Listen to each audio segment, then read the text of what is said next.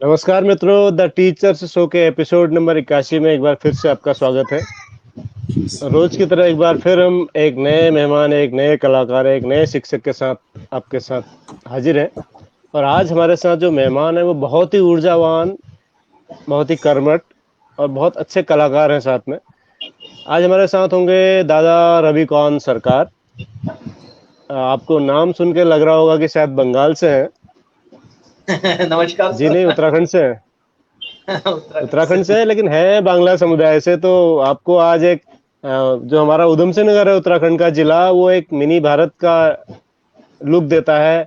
वहाँ हर समुदाय के लोग, पंजाब के, बंगाल के, नेपाल के, भारत के सभी हिस्सों के लोग वहाँ पर रहते हैं। पर्वतीय क्षेत्रों के, मैदानी क्षेत्रों के, उत्तर प्रदेश के, बिहार के। तो एक एक गुलदस्ता है जहाँ हर हर प्रांत के लोग इस जिले में बसते हैं। और उसी जिले में बसते हैं हमारे रविकांत सरकार जी। मैं उनका स्वागत करता हूँ। रोज की तरह हमारे साथ जुड़े हैं दिल्ली से हमारे विशेषज्ञ श्री गिरीश चंद्र जोशी जी, और साथ में मुकेश प्रसाद बहुगुणा जी ऋषिकेश से। रवि जी, आपका स्वागत है बहुत बहुत। धन्यवाद सर, धन्यवाद। हमें बहुत खुशी है कि आज आप हमारे शो का हिस्सा हैं। और मैं बताना चाहूंगा हमारे दर्शकों को, बाकी बातें तो रवि भाई खुद ही बताएंगे, लेकिन मैं थोड़ा सा हिंट देना चाहूंगा कि रवि भाई बहुत अच्छे एक्टर हैं और रंगमंच में काफी लंबा अनुभव है आपका। उधम सिंह नगर से लेके, दिल्ली से लेके उत्तर प्रदेश और कई शहरों में आपने नाटक किए हैं। और मैंने खुद भी आपके साथ काम करने का मुझे सौभाग्य मिला है। कई बार मैंने ये आपको देखा सौभाग्य तो है मेरा मंच है। पर अभिनय करते हुए देखा है। और आपको कोई भी रोल दे दें, आप उसमें उसको बिल्कुल इतने उसमें फिट हो जाते हैं कि यकीन करना मुश्किल हो जाता था कि ये रविकांत सरकार है। मैं खुद कई बार अरे सर। पहचान नहीं पाया आपको, खासकर कई सारे नाटकों में मैंने आपको देखा। मुझे याद है आपने एक वो नाटक था ताजमहल का टेंडर, तो हाँ उसमें हाँ आपने हाँ। बहुत खूबसूरत खूबसूरत कैरेक्टर किए थे। और भी बहुत सारे नाटक हैं, उन पर चर्चा करेंगे, उन पर हाँ, चर्चा करेंगे। बंगाली लेकिन बाबू। मैं चाहता हूँ सर, हाँ हाँ, बंगाली बाबू, आप बहुत खूबसूरत बंगाली, आप है ही बंगाली बाबू, लेकिन उसमें जो आपने किया था वो बड़ा अद्भुत करेक्टर था। तो हम चाहेंगे कि थोड़ा आप अपना परिचय खुद दे दें, कि लोगों में उत्सुकता ये भी जानने की होगी कि आप बंगाली होते हुए भी उत्तराखंड में कैसे हैं, क्यों हैं, और यहाँ आप कैसा महसूस करते हैं। वो थोड़ा सा बताइए, पूरा बैकग्राउंड थोड़ा सा संक्षिप्त में बताइएगा सबको। Okay okay. सबसे पहले तो इस शो के हमारे जितने भी स्नेहीजन दर्शक हैं उनको नमन करना चाहूंगा, स्वागत, आदर और अभिनंदन करना चाहूंगा। और साथ ही जिनके माध्यम से मैं इस शो में जुड़ा हुआ हूँ, हमारे परम आदरणीय डॉक्टर DN भट्ट जी, सादर नमन आपको। इन्हीं के साथ सह संचालक हमारे परम आदरणीय मुकेश प्रसाद बहुगुणा जी और परम आदरणीय हमारे गिरीश चंद्र जोशी जी, आप सभी को भी नमन और सभी का आभार।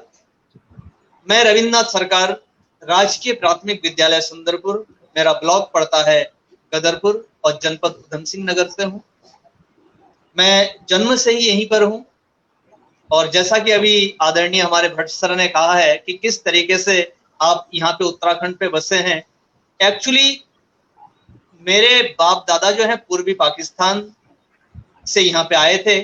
और उस समय मेरे पापा भी, मेरे पिताजी बहुत छोटे हुआ करते थे और मेरे दादाजी यहाँ पर आए थे। ये लगभग 1952 की बात है।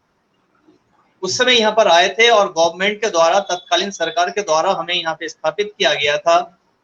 8-8 एकड़ जमीन हम लोगों को यहाँ पे मिली थी। उस समय तो ये जंगल हुआ करता था, जो मेरे पिताजी मुझसे कहते हैं कि रात को अपने घरों में सोया नहीं जा सकता था। शेर भालू का इतना ज्यादा आतंक था, जंगल हुआ करता था। तो उन लोगों ने काटा किस तरीके से, किस परिस्थितियों में अपने दिन गुजारे। हम लोगों की शिक्षा दीक्षा सारी चीजें यहीं पर हुई है। मैंने प्राइमरी स्कूल से ही शिक्षा ग्रहण किया था। और मैं बताना चाहूंगा आप सभी को और हमारे दर्शकों को, बहुत कम ऐसा समय होता है कि आदमी जिस स्कूल से पढ़ता है, मैं एक प्राथमिक विद्यालय का छात्र था, कक्षा 1 से 5 तक मैं राजकीय प्राथमिक विद्यालय दिनेशपुर में पढ़ा हुआ था। और जिन सर के पास में पढ़ा हुआ था, जब मेरी ज्वाइनिंग हुई थी सबसे पहले शिक्षा मित्र के रूप में, तो उसी स्कूल में मेरी ज्वाइनिंग भी हुई और उस समय भी वो सर मेरे वहीं पे थे। ये मेरे लिए एक बड़े भाग्य की बात है कि जिनसे मैं पढ़ा था उन्हीं के साथ फिर मैंने उसी विद्यालय में काम भी किया। तो ये और सर बचपन से मेरी एक आदत रही है कि सोशल एक्टिविटीज में बहुत ही ज्यादा हावी में रहा था। मतलब ये होता है कि जब छोटा भी हुआ करता था पढ़ाई के साथ साथ, उस जमाने की बात कर रहा हूं मैं, जब टीने के थाली में शादी ब्याह में या पार्टी में कहीं श्राद्ध भोज में खाना खिलाया जाता था, तो जाड़े के दिनों में भी उस टीने के थालियों को एक बार जो 100 लोग खाना खाते थे 100 थालियां उठती थी और उसको धोया जाता था ठंड के दिनों में, और धोने के बाद फिर उस समय डिस्पोजल वगैरह तो नहीं हुआ करता था, तो उसे धो के फिर दिया जाता था। तो पता नहीं थाली धोने में भी बड़ा मजा आता था कि नहीं कुछ बहुत बढ़िया सा कर रहे हैं। तो उस बचपन से जो एक सोशल एक्टिविटीज में हमारी गतिविधियां रही, तो धीरे धीरे आगे चल के जॉब भी मिला, और जॉब के साथ साथ जो अभी प्लेस की बात हमारे आदरणीय भट्ट जी ने कही कि सर ये लगभग मैं हाई स्कूल में था और एक बार फेयरवेल पार्टी चल रही थी, मेरे कुछ दोस्तों ने मुझसे कहा कि यार तू तो अच्छा गाता है, गुनगुनाता है, तो यार कुछ तो सुना दे। शुरू में तो थोड़ी सी हिचक लगती है, ना अनुकार करते करते कई दोस्तों ने मुझे प्रेशर दिया कि अरे अरे एक गाना तो गा ही दे। तो मुझे आज भी याद है अच्छी तरह से, किशोर दा का एक गाना मैंने उस समय गाया था, ओ मेरे दिल के चैन, चैन आए मेरे दिल को दुआ कीजिए। और उस गीत को गाने के बाद जितने लोग मेरे टीचर्स थे उन सभी ने मुझे प्रोत्साहित किया कि तेरी आवाज रवि इतनी अच्छी है तो थोड़ा सा गायकी में भी ध्यान दे। तो कहीं ना कहीं से वहां से मुझे शौक पैदा हो गया गायकी का। और उसके बाद ऐसा होने लगा कि उस समय के शादी ब्याह में बहुत ही बेहतरीन साउंड, बेहतरीन लाइट, ये सारी चीजें नहीं हुआ करती थी। तब क्या होता था कि शादी में जाते थे, एक तरफ खाना चलता था और एक तरफ मेरे 15, 20, 25 मित्र बैठ जाते थे मुझे लेके, गाते रहे गाना। मैं गाना गाता रहता था, रात के 12 बज जाते थे, 2 बज जाते थे, गाना ही चलता था और लोग तालियां बजाते थे, मजे लेते थे। तो इसी तरीके से गायकी के क्षेत्र में मेरा पदार्पण हुआ। और थिएटर की जहां तक बात करूं, मुझे अच्छी तरह याद है, क्या पता डॉक्टर अभिजीत का नाम आप सभी ने सुना होगा, उन्होंने खुद लिखा हुआ एक प्ले तैयार करवाया था हमसे, अग्निरथ। और मैं, आप तीनों सर विशेषज्ञ यहाँ पे बैठे हुए हैं, आदरणीय हमारे गुरु लोग बैठे हुए हैं। उस नाटक को पहले मैंने करना नहीं चाहता, मुझे उस नाटक की एक एक चीजें इतनी अच्छी तरह याद है कि 15 कैरेक्टर उस नाटक में थे और डॉक्टर अभिजीत ने एकदम ठान लिया था कि इस नाटक को आप लोगों से करवाना है। लेकिन मेहनत इतनी ज्यादा वो करवाते थे कि उस 15 लोगों से लास्ट में 4 कैरेक्टर बचे। एक नेताजी थे और राम, श्याम और यदु, और एक मधु की कैरेक्टर भी उसमें थी, वो भी भाग गई। बाकी सारे भाग गए। 4 कैरेक्टर थे, उन्होंने कहा इन 4 लोगों को लेके मैं 15 की जगह प्ले करूंगा। बाद में एक यदु जो था वो भी इतनी ज्यादा मेहनत नहीं कर पाए, वो भाग गए। फिर एक नेताजी और एक राम और एक श्याम, ये 3 कैरेक्टर थे। ये हिस्ट्री में प्ले भी ऐसा होता है सर, मैं ये बताना चाहूंगा, वो प्ले कोई लाउड नहीं, कोई साउंड नहीं, कोई म्यूजिक नहीं, सीधे 3 लोगों की एंट्री है मंच पर और 1.25 घंटे का वो प्ले था। वो प्ले आज तक मेरे जहन में जब भी याद आती है, जो बैठ गया तो उस प्ले को छोड़ के उठ नहीं सकता था।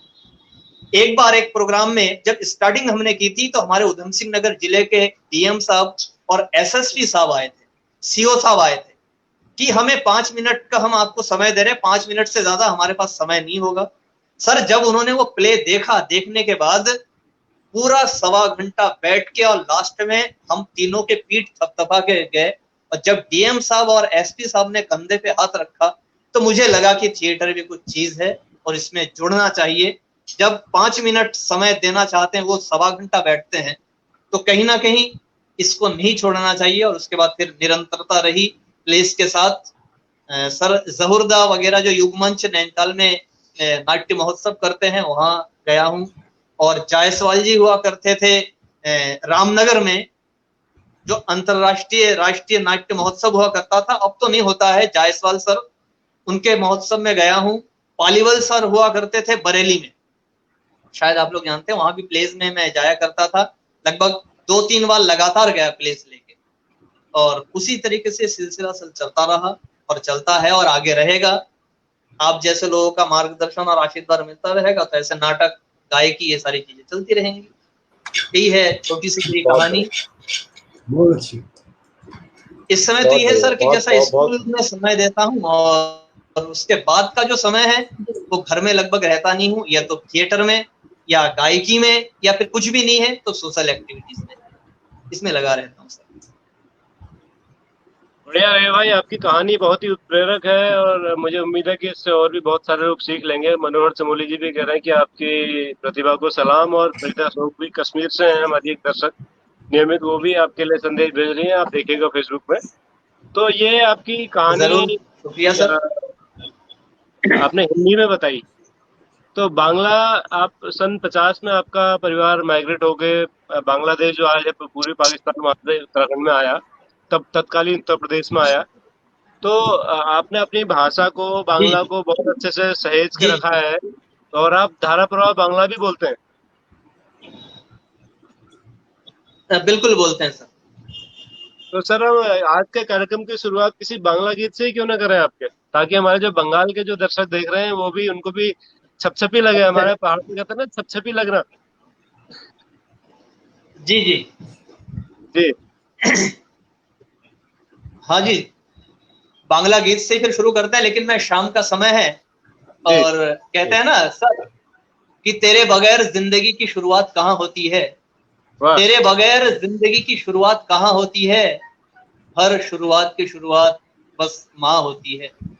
माँ को बहुत ही ज्यादा मानता हूँ, तो शाम का समय है, मैं चाहूंगा 2 लाइनें मैं माँ के लिए गाऊं और उसके बाद फिर बांग्ला एक गीत ठीक जो ठीक है सर। हमारे खुदीजन दर्शक हैं उनके लिए फिर मैं सुनाऊंगा। अगर आपकी इजाजत हो फिर मैं शुरू में एक अंतरा, एक माँ का भजन सुनाऊं। जी जी, स्वागत है, स्वागत।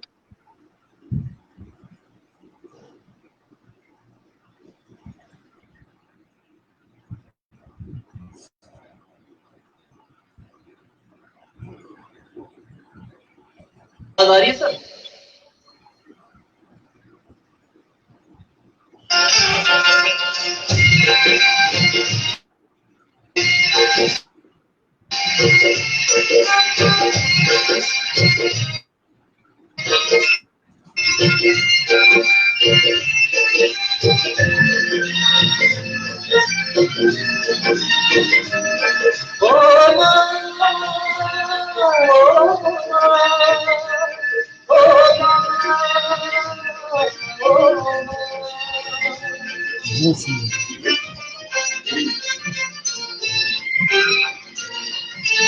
मैं बालक तू माता शेरावाली है, टूटी नाता शेरावाली हो।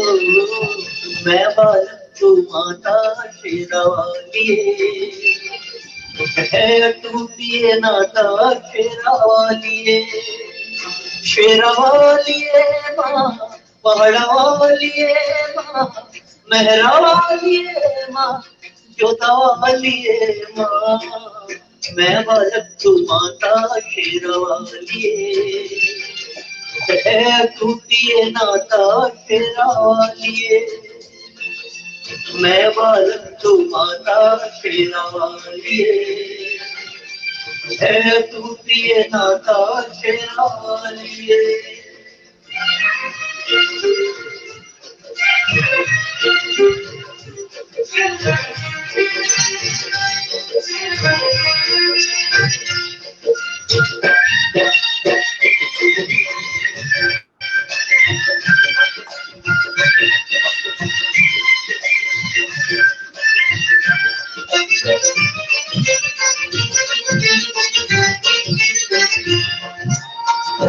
तेरी ममता मिली है मुझको, तेरा प्यार मिला है, तेरे आंचल की छाया में मन का फूल खिला है।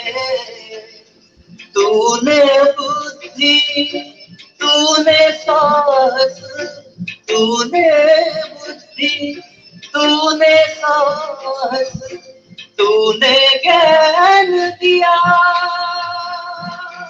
मस्तक ऊंचा करके जीने का वतन दिया माँ, तू है भाग्य विधाता शेरावाली। मैं बालक तू माता शेरावाली, शेरावाली माँ, पहाड़ा वाली माँ, मेहरा वाली माँ, जोता वाली माँ, मैं बालक तू माता शेरावाली।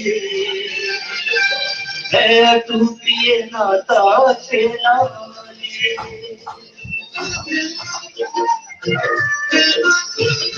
आवाज आ रही है ना सर? बहुत बढ़िया, बहुत बढ़िया।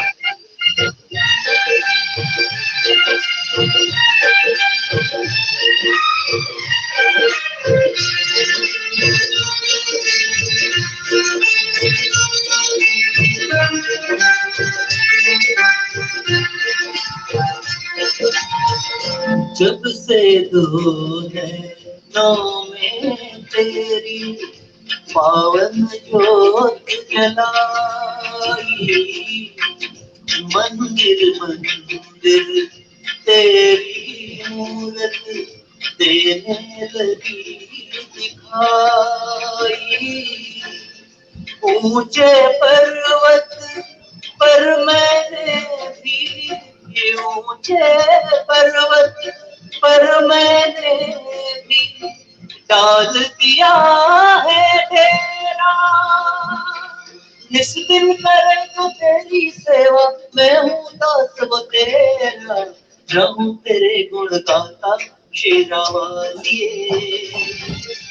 मैं बालक तू माता शेरावाली, शेरावाली माँ, पहाड़ा वाली माँ, मेहरा वाली माँ, जोता वाली माँ, मैं बालक तू माता शेरावाली। है तू भी नाता शेरावाली, मैं बालक तू माता शेरावाली। है तू भी नाता शेरावाली।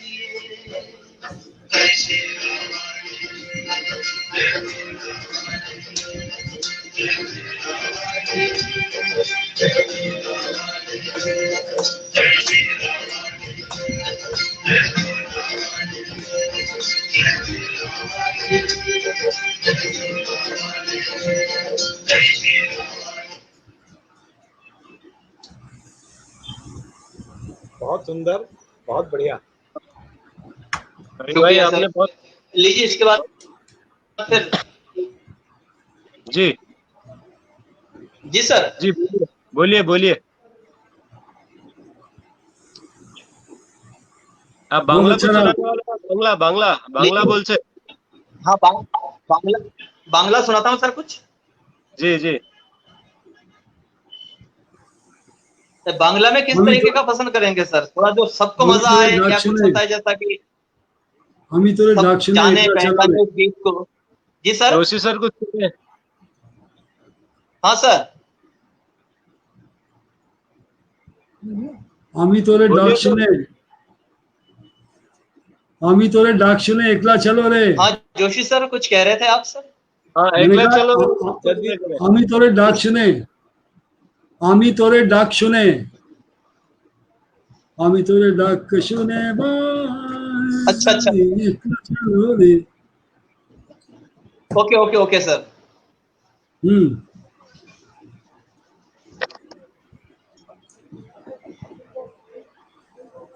एक बांग्ला गाना किशोर दा का कोई क्लासिकल गाना सुना दो तो मेहरबानी होगी। अच्छा किशोर किसी दा का कोई बांग्ला का बांग्ला लीजिए। किशोर दा क्लासिकल का एक बांग्ला फिर। हाँ चलिए कोई सुनाइए सुनाइए।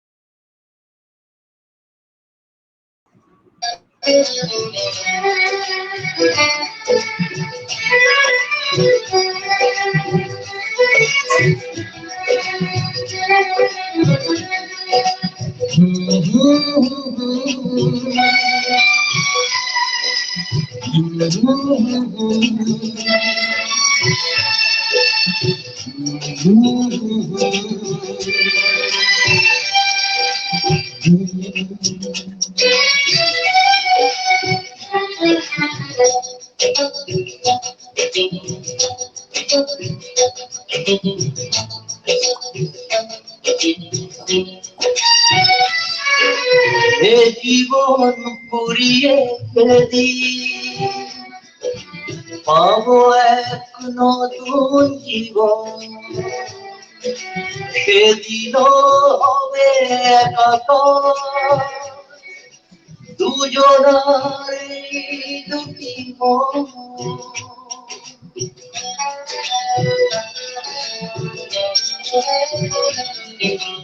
এ জীবন পুরিয়ে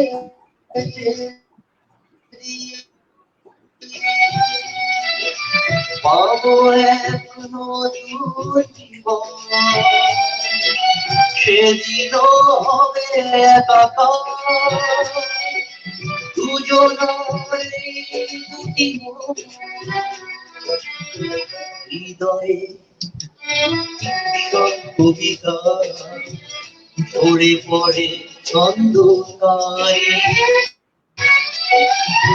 চিরদিনই তুমি যে আমার, যুগে যুগে আমি তোমারই। আমি আছি সেই যে তোমার,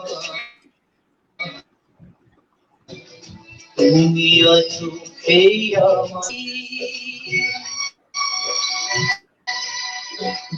সঙ্গী। আমরা আমার সঙ্গী। ধন্যবাদ।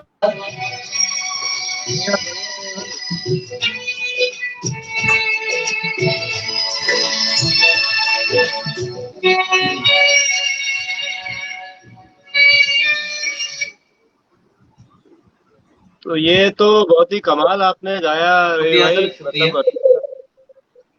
लेकिन मैं एक बात आपसे पूछना चाहता हूँ, ये सर। गाना जो है हमारे बप्पी दादा ने इसको उड़ा के हिंदी में भी डाल दिया था, बोलो कैसे तुम्हें चाहे, ऐसा कुछ गाना था वो हाँ हाँ हिंदी फिल्म में। तो ये मूल हाँ, धुन हाँ, किस दिल में हो तुम आंखों में तुम, आपको बोलो तुम्हें कैसे चाहे, वो गाया भी उन्होंने खुद ही, बप्पी दादा ने खुद ही दिल गा में दिया हो था। तुम आंखों में तुम, बोलो तुम्हें, तो ये मूल संगीत किसका हाँ, है? बोलो तुम्हें कैसे चाहे। हाँ, संगीत किसका था इसमें वैसे मूल रूप से, बांग्ला में हाँ, किसका संगीत था? हाँ, बहुत गजब, उन्होंने तो गजब गाया। बांग्ला में किसका जी सर? संगीत था सर? ये कंपोजिशन किसकी है, म्यूजिक कंपोजिशन किसकी है ये इस गाने का सर? जी हिंदी में तो जी, बप्पी दा का ये था, गाने इसी का का बांग्ला में? बांग्ला में भी बप्पी दा का ही था ये? ना ये बांग्ला में बप्पी दा का नहीं। हाँ हाँ, ये बप्पी दा का है, वो अमर संगी का है ना गाना। अच्छा अच्छा, ये फिल्म अमर संगी ठीक, था, उसी का, ये बप्पी दा का ही जी। है म्यूजिक उसने। बढ़िया बढ़िया बढ़िया। तो बप्पी दा ने यार और अपना ही हिंदी म्यूजिक में छोड़ लिया मतलब इस बार। हाँ, हिंदी में उन्होंने सत्यमेव जयते में इसको ट्रांसलेट किया है। तो मूवी इस जो है बार विनोद उन्होंने खन्ना अपना ही और म्यूजिक छोड़ दिया, हाँ, वैसे वो लेकिन दूसरों गाया को इसमें उड़ाते उन्होंने। जी जी। तो रही भाई, वापस लौटते हैं हम अपने पेशे। बहुगुणा जी कुछ पूछ रहे हैं, बहुगुणा जी बोलिए। जी सर। सरकार साहब, वो बंगला फिल्मों सर। से याद आया कि बंगला हमारे टाइम में, जोशी जी को भी याद होगा, हमारे टाइम में बंगला फिल्मों के सुपरस्टार कहलाते थे उत्तम कुमार जी, जिनको बंगला फिल्मों का दिलीप कुमार भी कहते थे। और सर, आपका उनकी टाइम एक अभी भी फिल्म है? आई थी। हाँ हाँ है आपका टाइम अभी भी है सर? जी और सर। उनकी एक फिल्म थी, क्या कहते हैं, अमानुष। पहले बंगला में बनी थी, बाद में हिंदी में बनी थी, अमानुष। हाँ हाँ, अमानुष, उसमें एक गीत था, वो बंगला में भी गाया गया था और हिंदी में भी गाया था, दिल ऐसा किसी दिल ने ऐसा मेरा किसी तोड़ा। ने मेरा तोड़ा। हाँ, दिल ऐसा किसी ने तोड़ा, अमानुष बना के छोड़ा। हाँ ये हाँ हाँ, ये गाना भी दोनों में बांग्ला में भी आया था और हिंदी में भी आया था। हाँ, हाँ, दोनों में था। पहले बांग्ला में हुआ था, जी, बाद में फिर हिंदी में इसको कन्वर्ट जी किया गया था। जी जी जी। और एग्जैक्टली भी सही बात है कि उत्तम कुमार जो है वो बांग्ला के माने टॉप मोस्ट में है, और कोई अमिताभ बच्चन जैसा कि बहुत ही ज्यादा हिलके डुलके उनकी वॉइस में वो बात है, उनके लय में, उनके शब्दों में वो बात है कि बहुत ज्यादा उछलने कूदने की जरूरत नहीं पड़ती है। तो कहीं ना कहीं बांग्ला में भी आपने उनकी मूवी देखी होंगी जो भी है उत्तम कुमार की, तो बिल्कुल सिंपल से खड़े रहते हैं, सिंपल सा उनका पोशाक होता है, हाँ लेकिन हाँ कहीं ना कहीं जी जी, जो डायलॉग डिलीवरी है, उनकी वॉइस है, उसी में वो कमाल कर जाते थे। उनको दिलीप कुमार कहते थे, बांग्ला फिल्मों का दिलीप कुमार। हाँ हाँ, बिल्कुल बिल्कुल, बांग्ला में उनको दिलीप कुमार कहा जाता था। तो दिल भाई ऐसा किसी ने मेरा तोड़ा, तो सुनना चाहेंगे? बाद लेकिन में, दो दिल लाइन, ऐसा, बाद में, पहले आगे आगे। दो लाइन बांग्ला में और 2 लाइन हिंदी में, केवल 4 लाइन है। बांग्ला वाला तो मेरे ख्याल से मेरे उसमें होगा नहीं। अच्छा, चलिए 2 लाइन हिंदी सुना वाला जो दीजिए। है, थोड़ा थोड़ा सब सुनते हैं सर, क्योंकि पूरा गाना सुनने में फिर टाइम कम पड़ जाएगा शो का। बातें भी करनी हाँ है कम आपसे, कम। और भी आपसे दिल और भी। ऐसा जी, किसी ने मेरा तोड़ा, अमानुष बना के छोड़ा। दिल ऐसा किसी ने मेरा तोड़ा, अमानुष बना। बर्बादी की तरफ ऐसा मोड़ा। एक लाइन मिस कर रहे हैं आप, दिल ऐसा बर्बादी की किसी तरफ ऐसा मोड़ा। बर्बादी इसकी बर्बादी की जो तरफ।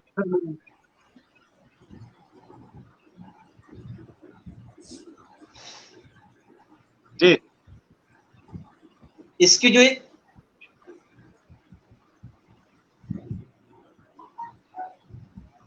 बोल थे इसके, दिल ऐसा किसी ने मेरा तोड़ा, बर्बादी की तरफ उसको ऐसा मोड़ा, एक भले मानुस को अमानुष बना के छोड़ा। कहते हैं दुनिया के रास्ते, कोई मंजिल नहीं तेरे वास्ते, बिल्कुल नाकामियों से कोई नाता मंजिल मेरा नहीं है जोड़ा। तेरे वास्ते। सूरज कितना मेरे पास है, ऐसा कुछ भी है एक। जी। और इस हाँ, फिल्म में एक ये बहुत है बेहतरीन अभी एक बहुत बेहतरीन अभिनेता और थे। सबसे खूबसूरत वो लाइन है जो, जी सर। जय रवि भाई। हाँ, जी जी तो मैं हाँ, आपसे ये बहुगुणा कह सर रहा था कह कि रहे आपने आ, वो मेरी बात पूरी आपसे हो गई जो, है। हाँ, वो अपना अनुभव बता रहे थे विश्वजीत जी का, वो जो एक्टर थे बांग्ला फिल्मों के। तो मैं आपसे रवि भाई ये जानना चाह रहा था कि आपने थिएटर की तालीम ली बाकायदा, और अभिजीत मंडल, डॉक्टर अभिजीत मंडल जो बीएनए पास आउट हैं और बहुत जी सख्त जी, अनुशासन के लिए जाने जाते हैं। मुझे भी उनके साथ कई कार्यशालाओं में बिल्कुल। काम करने का सौभाग्य मिला है, आपको मालूम है। तो उनके साथ काम करना इतना आसान नहीं रहता, क्योंकि वो समय के बड़े पाबंद हैं और उन्हें काम में परफेक्शन चाहिए होता है, और वो थिएटर को थिएटर की तरह करते हैं।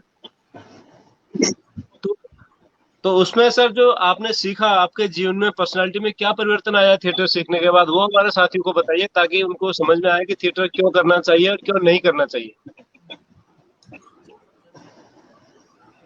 एक्चुअली जहां तक मैं मानता हूं सर कि ये थिएटर जो है, रंगमंच जो है, जी, वो जीवन में सबसे बढ़ के है कि ना कि पर्सनालिटी डेवलपमेंट जो है, अगर आप अपनी अलग से कोई पहचान बनाना चाहते हैं, और ये हर इंसान के लिए जरूरी है, बच्चे से लेके बड़े तक।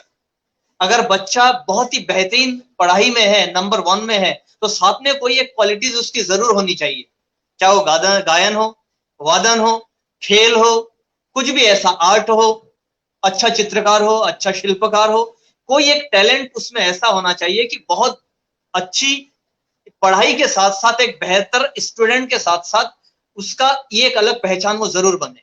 और इसी तरीके से हर इंसान के लिए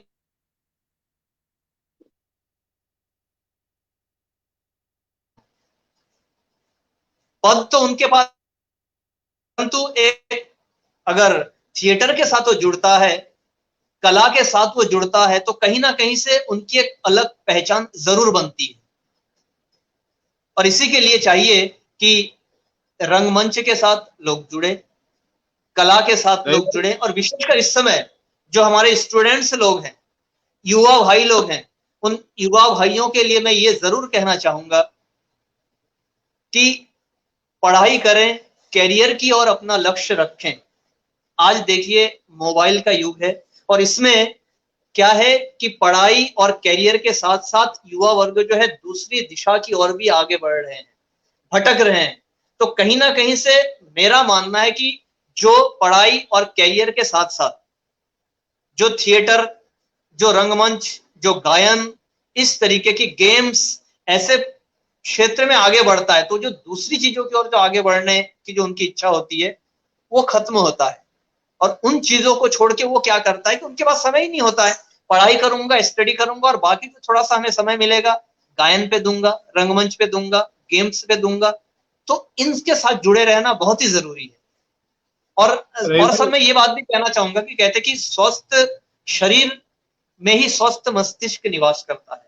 तो उसके पीछे यही कारण है कि मन में खुशी रहती है। अगर आप गायकी में हैं, थिएटर में हैं, गेम्स में हैं, तो शरीर और मन दोनों स्वस्थ रहता है, खुश रहता है, और ऐसे में आप हर चीज में आगे बढ़ सकते हैं, ऐसा मेरा मानना है। इसलिए जुड़ना चाहिए इसके साथ।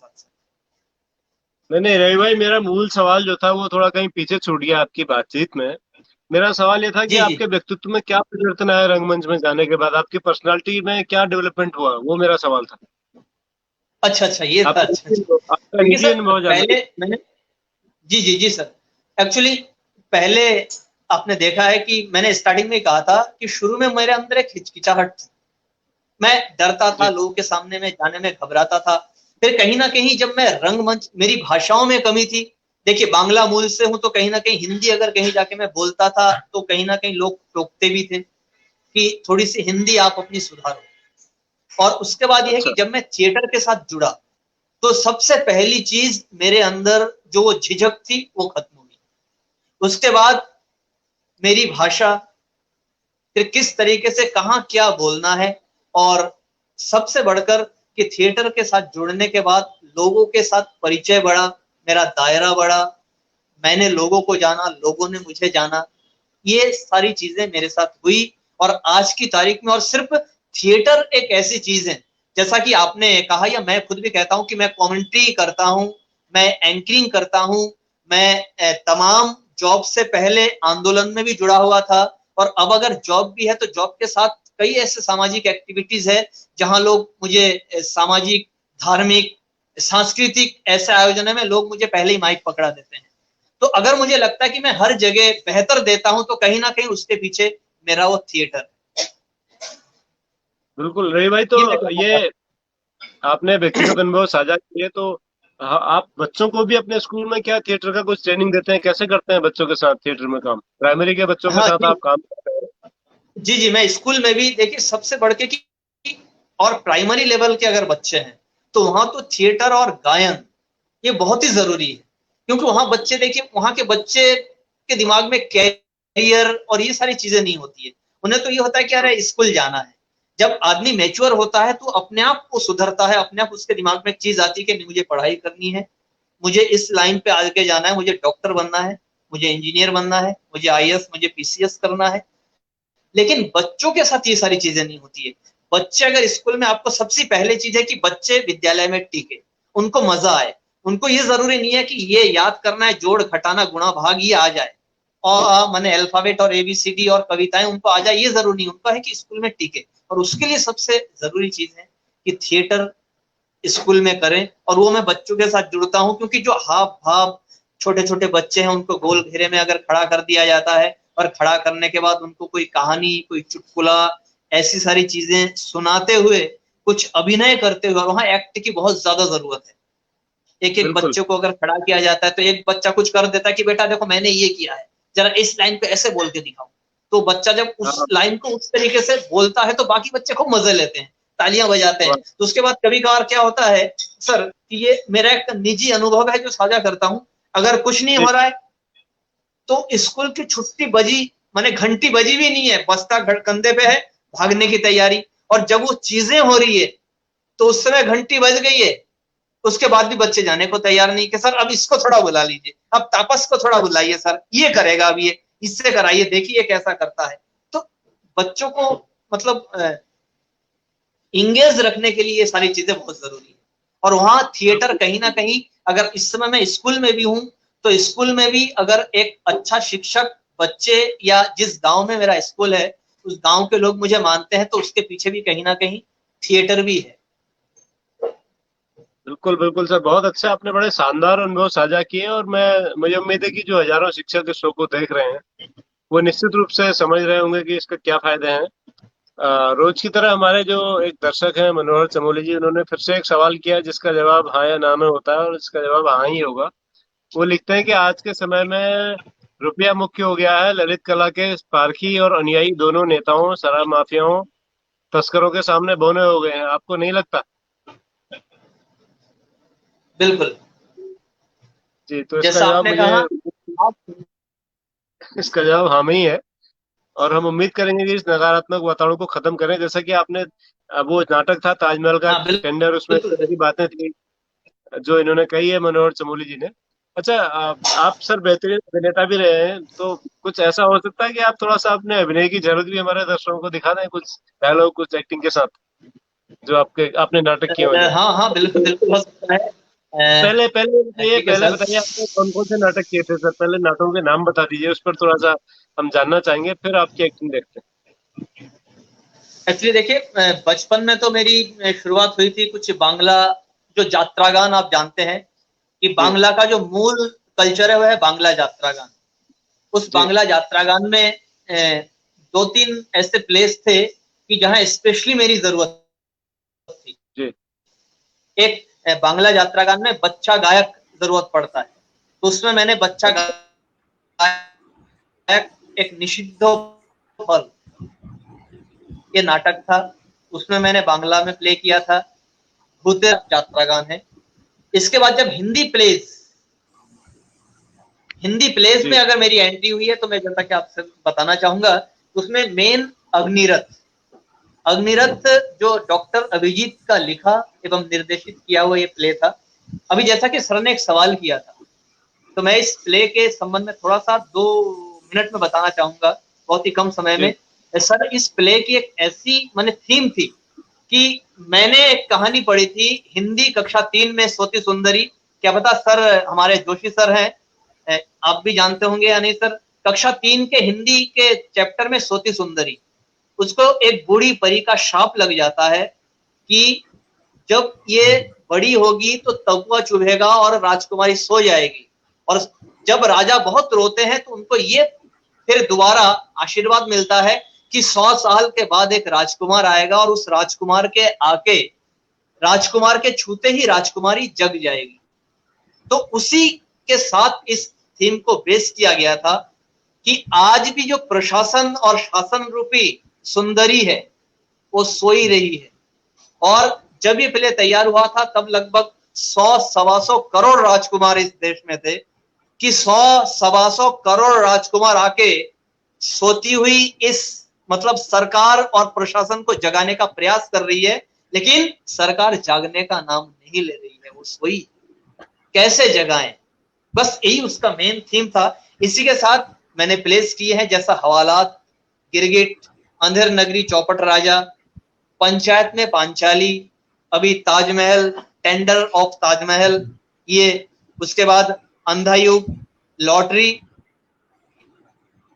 और सत्य प्रकाश राउत साहब जो साउथ से हैं, ये आए थे दिनेशपुर, उधम सिंह नगर में आए थे। इनके साथ मैंने बहुत ही बेहतरीन एक प्ले किया था, मिस्टर विंसेंट। मैं, जी जी जी जी, विंसन को राउत साहब, सत्यव्रत राउत, जी जी जी जी जी, मिस्टर विंसेंट, जी सर। हम्म, तो मैं अभी एक 2-4 लाइनें जरा सुनवाता हूँ। एक संवाद है अंधा युग का, आवाज तो जी आ रही है ना सर? मैं अरे बिना अरे माइक की हूँ इस समय। हाँ हाँ। अरे अरे तो एक संवाद था, इसमें संजय का कैरेक्टर है। तो उसमें संजय जब गांधारी और विदुर, इनसे युद्ध की अंतिम अंतिम समय की जो थोड़ी सी कहानियां हैं वो बता रहे हैं, तो वो देखिए, वो मैं आपको सुनाता हूं।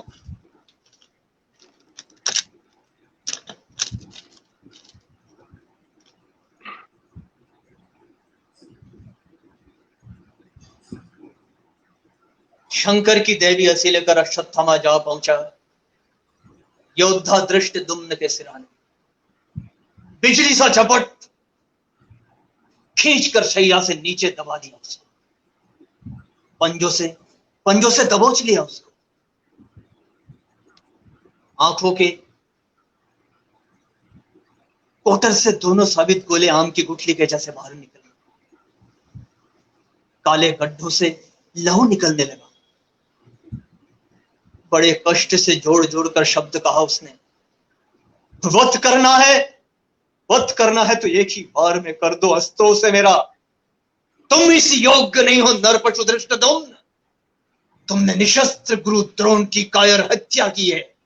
ये बदला है उसका। और चूर चूर कर दिया शस्त्रों से उसका मर्म स्थल। बस करो संजय, बस करो। फिर क्या हुआ संजय? कोलाहल सुन अस्त व्यस्त जो भी योद्धा जागे आंखें मलते बाहर आए। क्षण भर में सभी को गिरा दिया तीखे और जहरीले तीरों से अश्वत्थामा ने।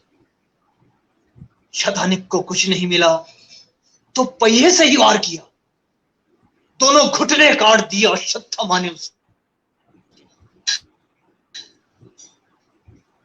दूर सोया था शिखंडी, उसके पास जाकर माथे के बीचों बीच एक बाण मारा जो उसके मस्तक को फाड़ता हुआ धरती के भीतर समा गया। ये छोटा सा एक संवाद था। वाह, बहुत शानदार, बहुत बढ़िया अभिनेता हैं आप। बेहतरीन है भाई, बेहतरीन। अंधायुक्त तो कालजयी नाटक है अपने आप में, धर्मवीर भारती साहब का लिखा हुआ, और आपने उसमें आपको सौभाग्य मिला उसमें काम करने का, अभिनय करने का, तो ये अच्छी बात है। अच्छा रंगमंच सर, दो तरह की धारणाएं हैं। एक तो ये होता है कि जैसे हम फिल्मों के बारे में है कि चलो एक नई फिल्म आई है, देख आते हैं, 3 घंटे मनोरंजन करके आते हैं। रंगमंच का मेरा व्यक्तिगत मन, हेलो, हालांकि शो में हाँ आवाज आ रही सर? कहीं भाई आवाज आ रही है? हमारी आवाज आ रही है? नहीं रवि भाई वो सुन नहीं पा रहे शायद, नेटवर्क दिक्कत लग रही है। हाँ कोई बात नहीं, आप अपनी बात जारी रखिए। नहीं, मैं अपनी बात बाद में जब रवि भाई आएंगे तो उनसे सवाल करना है। तब तक मैं चाह रहा हूँ कि आप सर सवाल जो है वो सवाल जो आपका सिलसिला हम कर लेते हैं, आप सवाल पेश कर दीजिए, क्योंकि मैं देख नहीं पा रहा हूँ इतना उसमें, मैं फोन से लाइव हूँ। तो सर जवाब दे देंगे, तब तक सवाल उसमें दे दीजिए।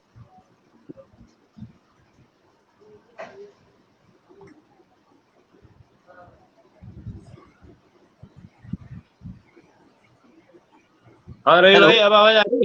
हाँ रवि भाई, जी आ रही है, अब आ रही है। बीच आपका नेटवर्क चला गया था। जब तक हम एक सवाल जवाब का हमारा सेगमेंट होता है हम उसको कर रहे हैं, तब तक बहुगुणा जी सवाल लिख रहे हैं, जोशी जी उसका जवाब देंगे। लेकिन इतनी देर में जब तक वो सवाल पेस्ट करें, मैं आपसे एक सवाल करना चाह रहा था कि जैसे लोग फिल्म देखने जाते हैं कि चलो 3 घंटे टाइम पास कराते हैं, थोड़ा सा कुछ खा पी लेंगे, कुछ हंस लेंगे और फिर घर को आ जाएंगे।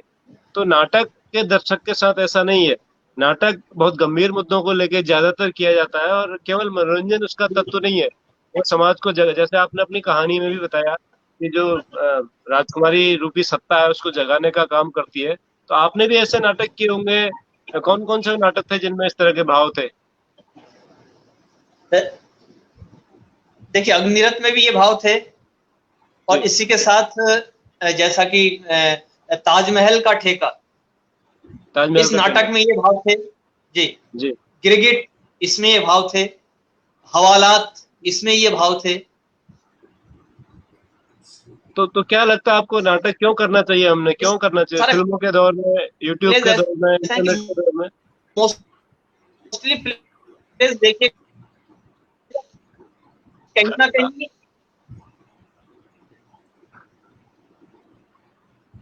आवाज फिर दिक्कत कर रही, मुझे लग रहा है नेटवर्क तो मनोरंजन का ही साधन। हेलो, हाँ बहुगुणा जी, हाँ सर,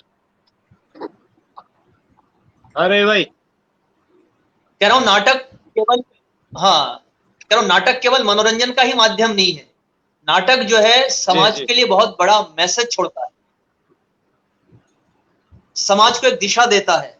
अगर कहीं कोई गलत भी हो रहा है तो कहीं ना कहीं ऐसे प्लेज, अब देखिए नुक्कड़ नाटक, मोस्टली लेकिन नुक्कड़ नाटक हम देखते हैं तो नुक्कड़ विधा जो है वो डायरेक्ट बिल्कुल सीधे सीधे सवाल कर देता है। आप जिस शहर में कर रहे हैं उस शहर में अगर कहीं कुछ कमी है, कुछ गलतियां कोई कर रहे हैं तो उन लोगों पे सीधे सीधे ये सवाल कर देता है। तो कहीं ना कहीं इस नुक्कड़ नाटक के जरिए वो लोग सीधे लाइन पे भी आ सकते हैं, सही दिशा उनको मिल सकती है। इसलिए थिएटर नाटक जरूरी है सर, मैं तो यही मानता हूँ। चलिए बहुगुणा जी, हिंदी में सवाल है क्या? हिंदी में आपने अंग्रेजी में डाले हैं दोनों? हाँ, मैं पहले अंग्रेजी में कर रहा हूँ, फिर हिंदी में कर दूंगा अभी। जी कर दीजिए सर। तो हम सवाल पे आगे बढ़ते हैं। तो रवि भाई बहुत बहुत धन्यवाद आपका। इसके बाद हम आपके फिर से गायकी के पक्ष की ओर लौटेंगे और जी। कुछ और बेहतरीन गाने आपसे सुनेंगे, थोड़े थोड़े झलकियां, थोड़ा सा किशोर की या और कुछ गायकों की जो आपने हाँ इतने समय सर, तक किसी गाए की हैं। भी, किशोर दा है, रफी साहब हैं, शानू जी है, मुकेश जी हैं। अच्छा, चलिए थोड़ा थोड़ा हम सबको सुनेंगे। तब तक हम हाँ, थोड़ा थोड़ा बहुगुणा थोड़ा जी सुनाऊंगा सर। बहुगुणा जी और जोशी सर से निवेदन करेंगे सवाल आपका। बहुगुणा जी पहला सवाल पढ़ दीजिए सर, हिंदी में डाल दीजिए और मैंने पढ़ दीजिए। पहला उसकी उत्तर भी मैं पेश कर अंग्रेजी में दीजिए। हिंदी में पढ़ देता हूँ। मैंने उत्तर ही जी। पेश किया, आपको उत्तर भेजे थे, उत्तर ही पेश कर दीजिए ना। उत्तर भी कर दूं मैं? बस ठीक है, उत्तर भी कर देता हूँ मैं। हाँ, उत्तर भी कर दीजिए और सर क्या, पहले सवाल इसमें तो हमारा कीजिए। टाइम बच जाएगा। हाँ, पहले सवाल तो करिए सर हिंदी में, क्योंकि वो अंग्रेजी में ही हो पा रहा है ये अभी। जी। अंग्रेजी में ही हो पा रहा है, रुक जाइए एक मिनट।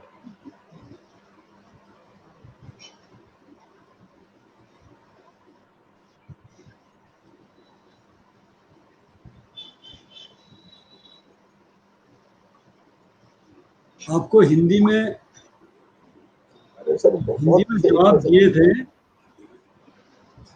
चलिए वैसे दे देता हूँ, लेट्स नॉट वेस्ट टाइम। हाँ हाँ, अंग्रेजी वाला है।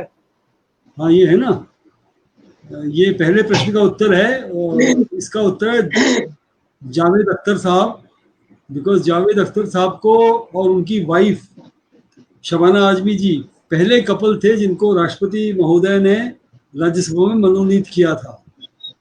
और जब जावेद अख्तर साहब से पूछा गया कि आपने इतने साल गुजारे, 5 साल 6 साल, सबसे बड़ा कंट्रीब्यूशन क्या था, तो उन्होंने कहा देखिए प्राइवेट मेंबर को 3 मिनट बोलते हैं बोलने के लिए, लेकिन मेरी एक्सेस हो गई थी पार्लियामेंट में, सारे पार्लियामेंट मेंबर, मैं हर एक के पास जा सकता था, हर एक को लिख सकता था। तो मेरा सबसे बड़ा ज़्यादा कंट्रीब्यूशन था कि मैंने कॉपीराइट बिल, जो कॉपीराइट का इतना बड़ा इशू चला हमारे देश में, उस कॉपीराइट बिल को मैंने पास करा है। ये कहा जा सकता है कि मेरा कंट्रीब्यूशन माना जा सकता है इंडियन आर्ट फील्ड में, आर्ट जिसमें सिनेमा भी आता है, लिटरेचर भी आता है, कि मैंने कॉपीराइट बिल को पार्लियामेंट में पास कराया। और कॉपीराइट बिल बहुत स्ट्रॉन्ग है हमारा, 1953 से पेंडिंग था और वो अब जाके पास हुआ।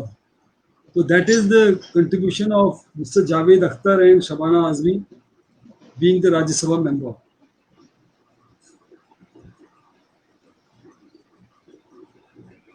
फिर दूसरा प्रश्न था कि वर्णित तीनों शख्सियतों में कॉमन क्या था। मैंने उसमें वो लिखा था कि तीनों शख्सियत जो थी वो अपने फुर्सत के क्षणों में क्रॉसवर्ड खेलना बहुत पसंद करती थी, वर्ग पहेली को सुलझाने में। बिकॉज अकेले एकांत में बैठे और दिमाग चलता है, दौड़ता है वर्ग पहेली में, वर्ड आपको चुनने, वोकेबुलरी आपकी स्ट्रॉन्ग बनती है, आपको टाइम का सेंस होता है। तो वो तीनों, क्वीन एलिजाबेथ और मिसेस इंदिरा गांधी हमारी फॉर्मर प्राइम मिनिस्टर, और Khushwant Singh ji, they were known to involve themselves during their leisure time in solving the crossword. आज का सवाल सर, आज का सवाल बहुगुणा जी डाल दीजिए। नहीं, आज का सवाल कुछ नहीं है सर। अच्छा, आज का सवाल नहीं भेजा सर? नहीं, बंद करते हैं। तो रवि भाई आगे बढ़ते हैं हम। आपका रंगमंच वाला पोर्शन हमने उस पर चर्चा की, अब हम आपका जो संगीत वाला जी, पक्ष है उस पर थोड़ा बातचीत करते हैं। तो संगीत की आपने तालीम ली या कैसे आप मतलब इतने माहिर हो गए गाने में? हाँ सर, मैंने तालीम ली है। जब संगीत के प्रति भी मेरा रुझान बढ़ा तो फिर मुझे ये लगा कि कहीं ना कहीं क्लासिकल भी थोड़ा जरूरत है। तो इधर जो अशोक नगर है रामपुर, यहाँ के हमारे गुरुजी एक मानिक गुरुजी हुआ करते थे, वो पर डे आते थे। इस समय वो नहीं रहे, मैं नमन करूंगा उन्हें। तो मैंने क्लासिकल फिर शुरुआत की, और क्योंकि क्लासिकल से एक गला जो है वो तैयार होता है। जब लोगों ने मुझसे कहा, तो क्लासिकल मैंने तैयार किया। और एक्चुअली एक ये भी थीम था कि अगर म्यूजिक टीचर के रूप में कहीं जा सकूं, तो इसलिए फिर मैंने प्रयाग संगीत समिति से संगीत प्रभाकर किया था। और उसके बाद फिर इस समय तो लाइव शोज ही करता हूँ जहाँ जैसे मौका मिलता है। और सबसे बढ़कर यही है कि स्कूल और उसके साथ ये सब शोज वगैरह होते हैं तो मन को सुकून मिलता है एक मुझे।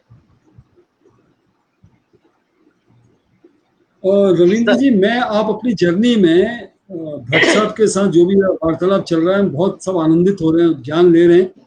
थोड़ा सा रविंद्र संगीत और नजरुल गीति दोनों के बीच में अंतर क्या है, और दोनों यदि आप सुना सकें दो दो लाइन, रविंद्र संगीत और नजरुल गीति। आवाज आ रही है मेरी? हाँ हाँ जी जी जी। मैं कह रहा हूँ कि रविंद्र संगीत और नजरुल गीति के बारे में बताइएगा थोड़ा सा।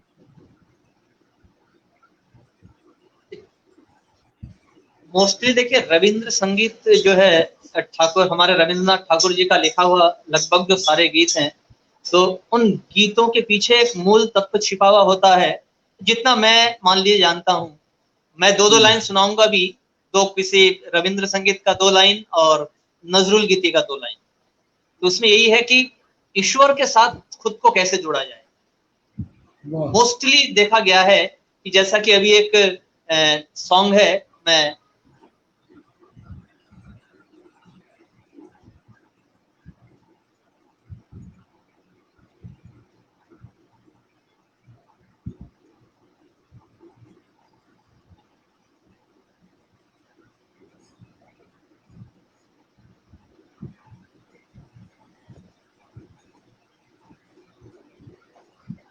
इसको आप सुनिए। मैं 2 लाइन ही, क्योंकि समय वो नहीं करूंगा दादा सर।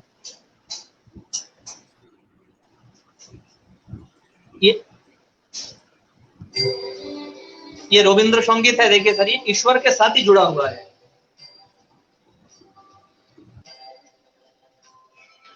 চোখের আলোয় দেখেছিলে চোখের বাহিরে,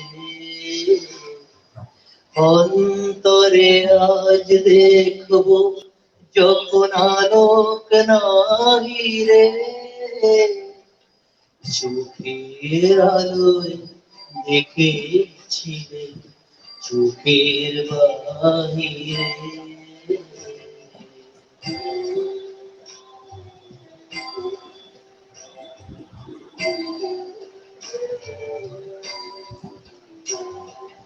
ধরায় যখন দাও না ধরা, হৃদয় তখন তোমায় ভরা, এখন তোমার আপন আলোয় তোমায় চাই রে, চোখের আলোয় দেখেছি চোখের বাহিরে।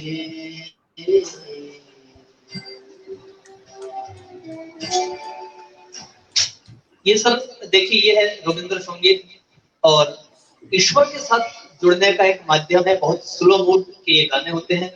और आपने नजरुल गीति कहा है, नजरुल गीति में वैरायटी है, लेकिन उसमें भी मोस्टली देखा जाता है कि जो पैट्रियोटिक है, देशभक्ति जो चीजें हैं कि देश के लिए कैसे मरे मिटे कैसे गाएं, ये बात नजरुल गीति में बहुत ही ज्यादा समावेश देखा जाता है। तो एक बहुत ही फेमस है, मैं 2 लाइन वो सुनवाता हूँ आपको सर।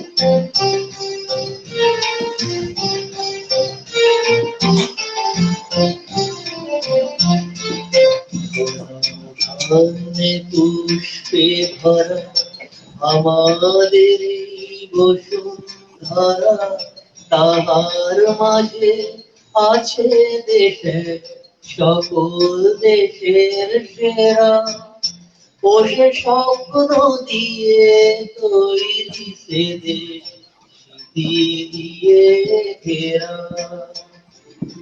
এমন দেশ কি কোথাও খুঁজে পাবে না তো তুমি, ও সে সকল দেশের রানী সে যে আমার জন্মভূমি, সে যে আমার জন্মভূমি, সে যে আমার জন্মভূমি।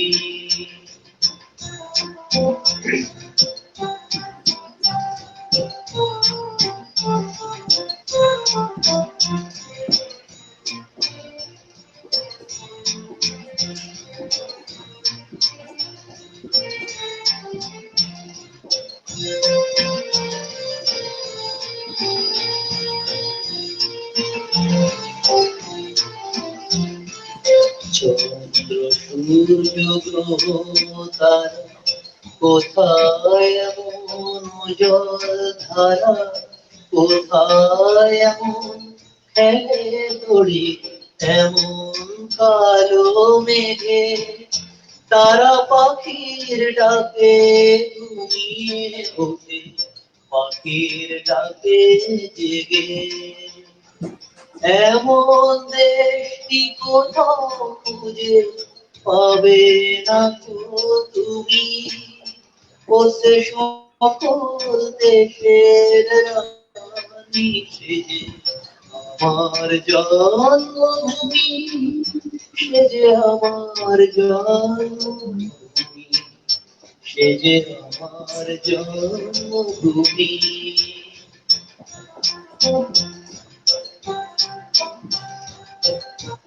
ये थोड़ा थोड़ा सा था सर। बहुत सुंदर कभी- तरीके से आपने समझा भी दिया। कभी कभी कभी नजरुल इस्लाम को बांग्लादेश का राष्ट्रीय कवि माना गया, जी जी जी जी सर। नहीं? हाँ, ओके। जी हाँ, जी, मनीषा टेकादार लिख रही है कलकत्ता से सर कि उन्हें विद्रोही कवि भी कहा जाता था नजरुल इस्लाम को। रजनीकांत शुक्ल जी ने भी लिखा है। जी, शुक्ल जी ने भी लिखा है अमित चिर विद्रोही आसाम।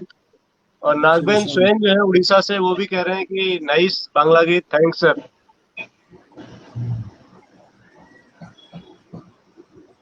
तो अरुण भाई, आपने यात्रा का जिक्र किया, यात्रा में कुछ आप सुना सकते हैं थोड़ा सा? क्या यात्रा है, थोड़ा हमारे जो गैर बांग्ला दर्शक हैं उनको थोड़ा बता भी दीजिए कि यात्रा क्या है, इसका क्या महत्व है, कब गाई जाती है। जी जी दरअसल बांग्ला जो कल्चर है उसका मूल बांग्ला यात्रागान, क्योंकि बांग्ला यात्रागान में क्या होता है कि कल्चर से जुड़ी हुई लगभग जितनी चीजें होती है बांग्ला कल्चर से जुड़ी हुई, तो वो सारी चीजों का समावेश उसमें होता है कि किस तरीके से बांग्ला में जो वाद्य यंत्र है, देखिए बांग्ला यात्रागान अगर होगा तो उसमें सारे बांग्ला वाद्य यंत्रों का ही प्रयोग होता है। तो उसी के साथ साथ जैसे हारमोनियम वगैरह तो है ही, लेकिन मोस्टली उसमें बांग्ला जो वाद्य यंत्र है, उसी के साथ साथ बांग्ला जो कॉस्ट्यूम है, उसके साथ टोटल जो चीजें हैं, इसलिए मेन जो है बांग्ला यात्रागान को ही हम लोग अपने कल्चर का मूल मानते हैं। और प्लेस भी ऐसा होता है कि बांग्ला जो यात्रागान का प्लेस है 4-4 घंटे का, 5-5 घंटे का भी प्लेस इसमें होता है, इतने लंबे लंबे, उसके बाद भी लोग बैठते हैं, देखते हैं, सुनते हैं। और इस समय तो हर सारी चीजें खैर बहुत कम हो गई हैं क्योंकि लोगों के पास इतना समय नहीं है। बड़े टाइप के इसमें छोटे छोटे रूप में बांग्ला यात्रागान को बना रहे हैं। और मेन अपेरा, बांग्ला अपेरा, क्या पता सुना होगा आप लोगों ने। तो जब अपेरा अभी भी कलकत्ते से टीम आती है और दिनेशपुर में आती है, हर साल एक बार हम लोग लेकर के आते हैं कि यहाँ के जो दर्शक लोग हैं उसे देखें, और जो गैर बांग्ला भाषी लोग हैं वो भी स्पेशली उस यात्रागान को, उस अपेरा को सुनने आते हैं। और उसमें जो साउंड, उसमें जो लाइटिंग और उसमें जो एक्टिंग, उसमें जो मेकअप, ये सारी चीजें देखते हैं, देख के लोग हैरान होते हैं। तो इसीलिए यात्रागान का हमारे कल्चर में बहुत ही ज्यादा इम्पोर्टेंस है और हम लोग बहुत ही ज्यादा उसको निकटता से लेते हैं कि नहीं। कहीं भी अगर बांग्ला यात्रागान है तो उसमें ज्यादा से ज्यादा लोग पहुंचते हैं, देखते हैं, सुनते हैं, उसका आनंद लेते हैं। तो यात्रा कुछ सुनाएंगे आप रवि सुंदर। भाई? यात्रा का कुछ झलकी, कुछ हिस्सा सुना सकते हैं आप? जी जी। और एक चीज ये भी होता है कि बांग्ला में थोड़ा अभिनय जो है वो थोड़ा जी। होता है ना, कहते हैं कि जैसा थिएटर है और फिल्म है तो उसमें एज इट इज बहुत ही ज्यादा नहीं हो सकता, लेकिन क्या कहते हैं कि ड्रामा बांग्ला यात्रागान है तो यात्रागान ड्रामा है तो थोड़ा ड्रामा भी उसमें दिखाते हैं, चेहरे से, एक्टिंग से है। तो सर जैसे कि कहीं कोई एक राजा है तो जैसा उसमें क्या की छोले बोले कोले कौशले वही चापा के अभिचाय ये। जबकि हिंदी प्लेज में अगर हम ऐसे करने जाते हैं तो हम फिर डायरेक्टर थोड़ा कि नहीं इसको आपको बिल्कुल, क्योंकि थिएटर अलग चीज, अलग विधा है और यात्रागान अलग विधा है। और सबसे बढ़कर ये होता है कि यात्रागान में सिर्फ एक तरफ ऑडियंस नहीं होती है, थिएटर में एक तरफ ऑडियंस है, लेकिन यात्रा में क्या है कि चारों तरफ से आप बीच में खड़े हैं और आपके पीछे की तरफ, आपके बाएं दाएं फ्रंट हर जगह ऑडियंस है, चारों तरफ से आपको घेर के खड़े हैं। तो वहां मेंटेन करना अपने आप में बहुत ही ज्यादा एक मुश्किल काम होता है कि मैं चारों तरफ, मुझे एक डायलॉग देना है तो चारों तरफ के दर्शकों को मेंटेन करना है, उनको जोड़ना है, जोड़ते हुए उसको बोलना है। तो अपने आप में कहीं ना कहीं कठिन कार्य भी, कठिन तो सारी चीजें हैं, लेकिन जो मुझे लगा कि जब बांग्ला में यात्रा मैं करता हूं तो मुझे ज्यादा वो कठिन लगता है। वो चारों तरफ के ऑडियंस को फेस करना और उनको संभालना, मन में थोड़ी सी डर, झिझक ज्यादा महसूस होती है। बढ़िया रवि भाई, बढ़िया। आपने जो है पूरे बंगाल के दर्शन हमें उत्तराखंड से ही करा दिया आज। सर तो कभी बंगाल जाना होता है आपका?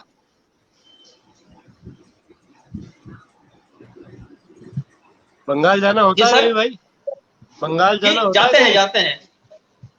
अच्छा बंगाल में तो सर कलकत्ता तो जाना होता है। अच्छा। माने जो बांग्लादेश, वहां तो अभी जन्म लेने के बाद कभी हम गए नहीं है, कलकत्ता जाना होता है, इधर रिश्तेदारी है। कलकत्ता में किधर? जी सर, कलकत्ता में किस साइड में, किधर? कलकत्ता में सर जैसा दीघा गया हूँ, कलकत्ता में इधर जो नवद्वीप मायापुर, नवद्वीप मायापुर है, वहाँ आश्रम है हम लोगों का, वहां जाते हैं। जी। और बोनगा जो है, बोनगा उधर उस साइड में भी जाना होता है, रिश्तेदारी है सर। हाँ। अच्छा। आपने मेरी 3 साल बंगाल में रहा तो आपने मुझे याद दिला दिया बहुत सारी चीजें। 3 साल में कलकत्ता में रहा तो आपने आज बहुत सारी चीजें याद दिला दी मुझे बंगाल की दोबारा। धन्यवाद इसके लिए। बहुगुणा जी, प्रणाम सर, प्रणाम आपको। बहुगुणा जी, ये जैसे बता रहे थे ना कि यात्रा में चारों तरफ मंच, चारों तरफ दर्शक बैठते हैं, उत्तराखंड में भी कोई ऐसा फॉर्म है, थिएटर फॉर्म, जिसमें चारों तरफ दर्शक बैठते हैं उत्तराखंड में?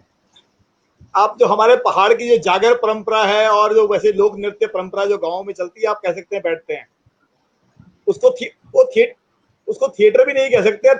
वो वैसे नहीं होता है जैसे हमारे जो लोक नृत्य वगैरह होते हैं, जौनसार बाबर वगैरह साइड में, तो वहाँ बहुत सारे लोग क्या होते हैं, चौपाल में इकट्ठे हो जाते हैं और चारों तरफ लोग बैठे रहते हैं।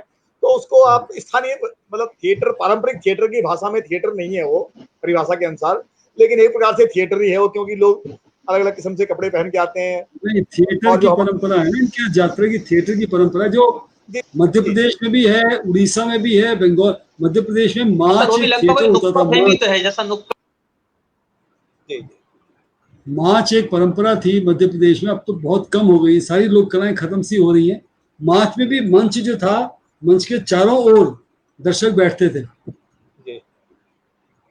सर उत्तराखंड में भी यात्रा की परंपरा है, पहाड़ों में भी हमारे यहाँ पिथौरागढ़ में हिल यात्रा होती है अभी इस महीने में।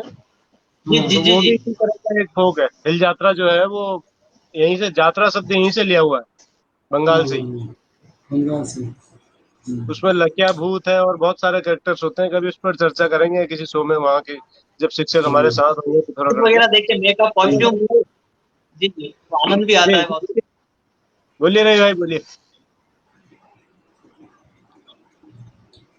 जी रवि जी भाई, सर। बोलिए, आवाज आ रही? हाँ बोलिए सर, कुछ कह रहे थे जी आप? जी आ रही है, आ रही है, आ रही है। कुछ कह रहे थे आप, बोलिए सर, जी बात मैं पूरी वही कर कह रहा था लीजिए। जो हिल यात्रा के बारे में, उसमें जो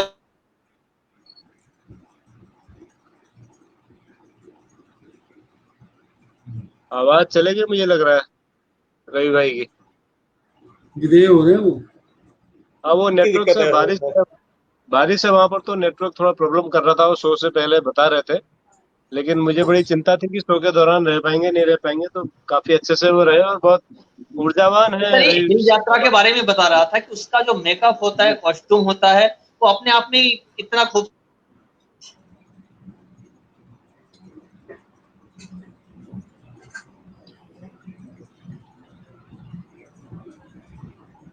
नेटवर्क चला गया सर, वो हिल यात्रा के बारे में कुछ कहना चाह रहे थे।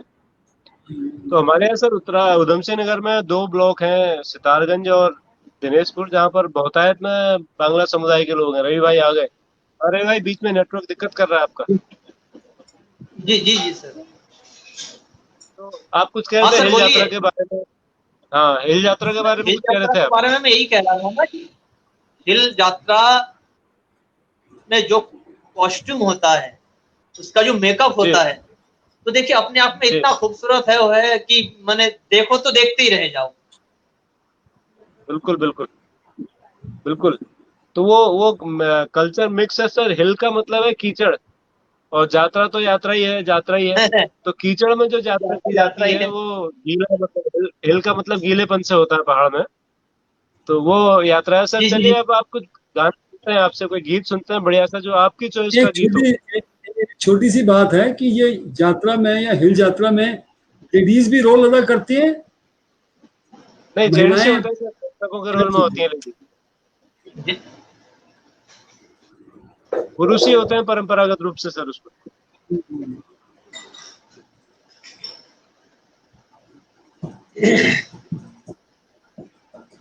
हाँ रही भाई, चलिए अब आपकी पसंद का गीत सुनते हैं, जो आपको सबसे ज्यादा पसंद है।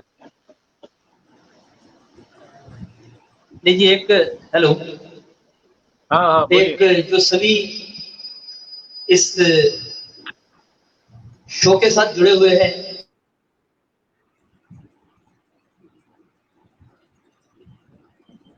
किशोर दा का ये गाना है, रुक जाना नहीं तू कहीं हार के, कांटों वाह, पे चल के मिलेंगे साए बाहर के। मैं एक बहुत अच्छा। अंतरा ही सुनाऊंगा, उसके बाद फिर रवि साहब का एक गीत, एक अंतरा आपने कहा है तो सभी का एक एक अंतरा, कि समय भी कम लगे।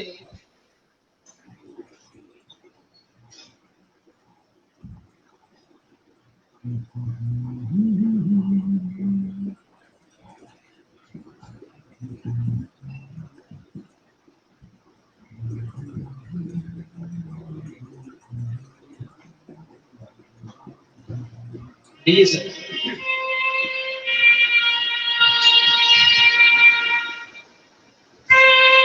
हेलो।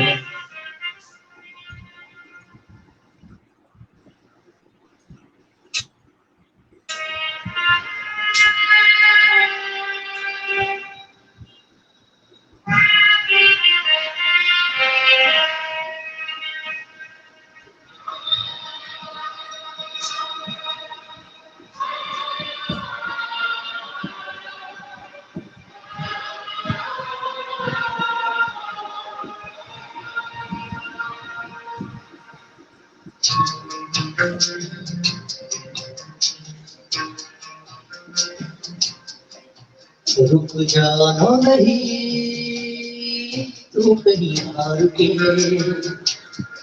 कांटों पे चल के मिलेंगे साए बाहर के। रुक जाना नहीं तू कहीं हार के, कांटों पे चल के मिलेंगे साए बाहर के। ओ राही ओ राही, ओ राही ओ राही, ओ राही ओ राही, ओ राही ओ राही।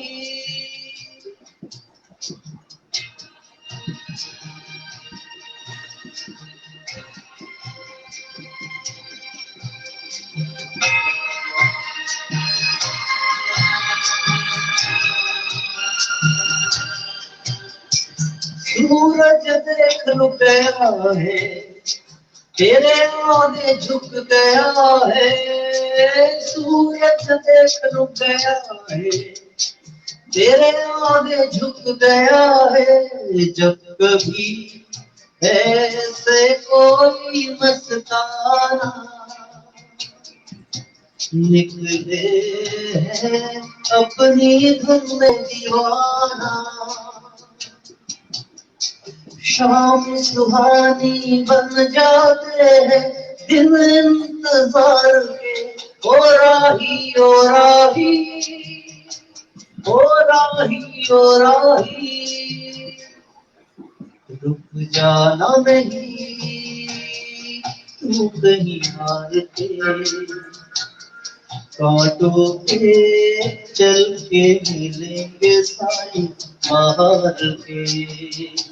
ओ राही ओ राही, ओ राही ओ राही, ओ राही ओ राही, ओ राही ओ राही। ये एक अंतरा इस गीत का था। इसके बाद सर रफी साहब को भी हम याद ना करें, उनका अगर एक गीत ना सुनाए, रफी साहब के गीत की चंद लाइनें मैं सुनाता हूँ सर।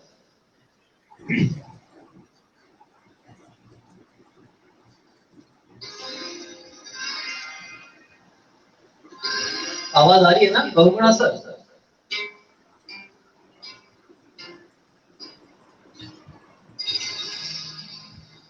पत्ता बूटा बूटा हाल हमारा जाने है। पत्ता पत्ता बूटा बूटा हाल हमारा जाने है। पत्ता पत्ता जाने न जाने भूल ही न जाए, बात तो सारा जाने है। पत्ता पत्ता भूलता भूलता हाल हमारा जाने है। पत्ता पत्ता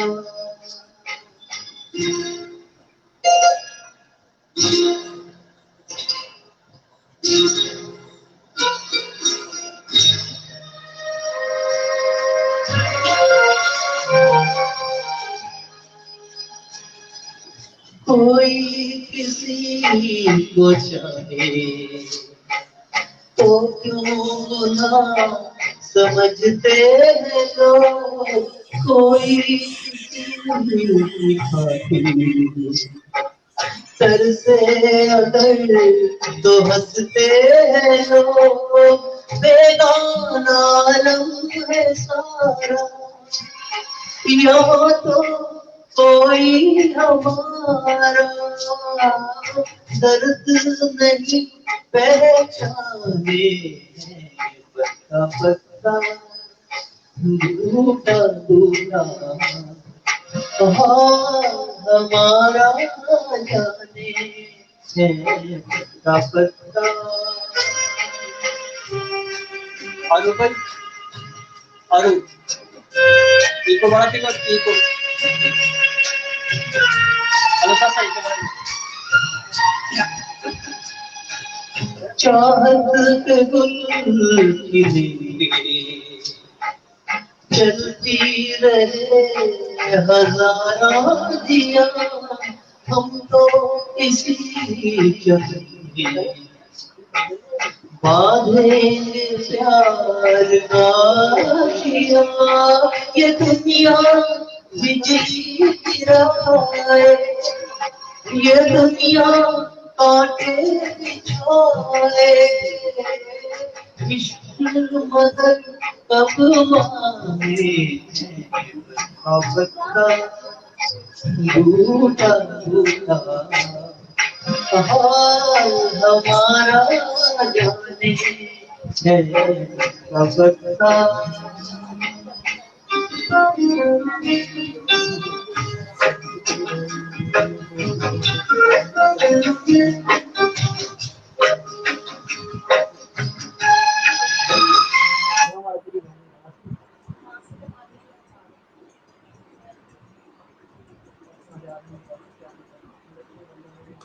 बहुत सुंदर।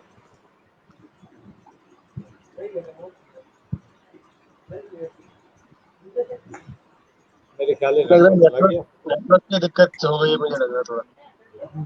तो बहुत बहुत शानदार रही भाई, मतलब क्या कहें, जितनी तारीफ की जाए उतना कम है। आपने जिस तरह से मोहम्मद रफी साहब को, किशोर कुमार साहब को अपने सुरों में ढाला है, वो बहुत लाजवाब है। गॉड गिफ्टेड आर्टिस्ट हैं आप।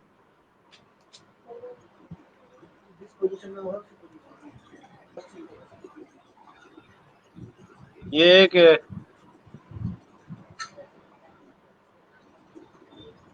रवि भाई अभी मेरे ख्याल है डिस्कनेक्ट हो गए सर, लग रहा है मुझे।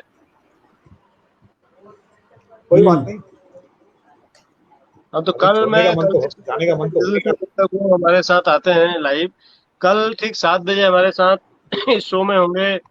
गढ़वाल से हमारे एक शिक्षक साथी जो बहुत अच्छे कवि हैं और खुद को क्रेजी कहते हैं, अशोक शर्मा क्रेजी, कल हमारे साथ होंगे।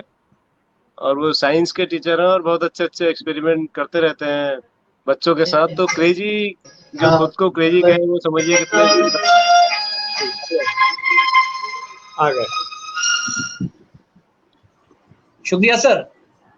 हाँ, बीच में आपका जो लास्ट वाला आपने क्या गा रहे भाई, आवाज हम सुन नहीं पाए। आप बहुत शानदार गा रहे थे, पत्ता पत्ता बूटा बूटा हाल हमारा जाने, लेकिन आखिरी हम सुन नहीं पाए, नेटवर्क चला गया था।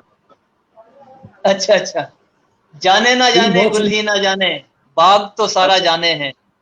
ठीक ठीक ठीक। तो अब आप मुकेश और कुमार सानू रह गए सर, वो नाराज हो जाएंगे अगर आप उनको नहीं गाएंगे तो। अरे अरे सर, मुकेश जी का कोई सॉन्ग, जोशी सर आप बताएं कोई आपका पसंदीदा गीत। वो फिल्म आनंद का गाना है, सलिल चौधरी जी ने जो, सर आनंद फिल्म का, जोशी सर कोई आपका पसंदीदा गीत सर। आनंद आनंद आनंद का फिल्म। गीत क्या है? दूर कहीं जब दिन ढल जाए सर। हाँ, आनंद का है। कहीं, दूर हाँ, दूर कहीं जब दूर दिल जब दिन ढल दूर, जाए। ओके ओके जी सर।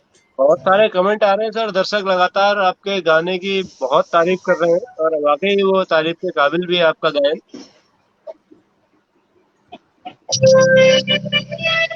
अरे भाई नहीं आए। ये जीवन दर्शन से जुड़ा हुआ ये गीत है।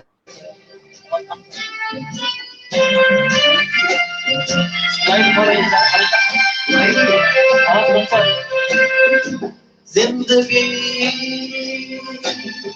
कैसे बहेगी,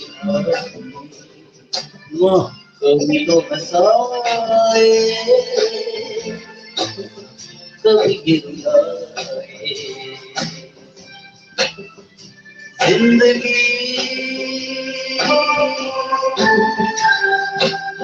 कैसे बहेगी आए,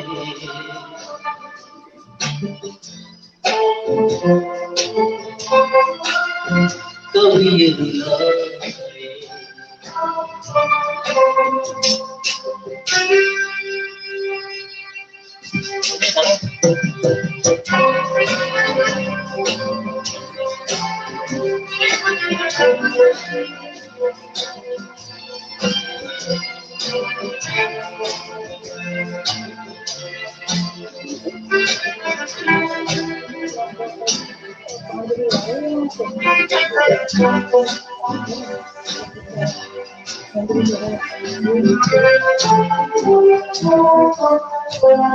कभी देखो मन नहीं जागे, पीछे पीछे सपनों के भागे हो। कभी देखो मन नहीं जागे, पीछे पीछे सपनों के भागे। एक दिन सपनों का राही चला जाए सपनों से आगे कहाँ। जिंदगी कैसी है कहेगी हाय, कभी तो हंसाए, कभी ये रुलाए।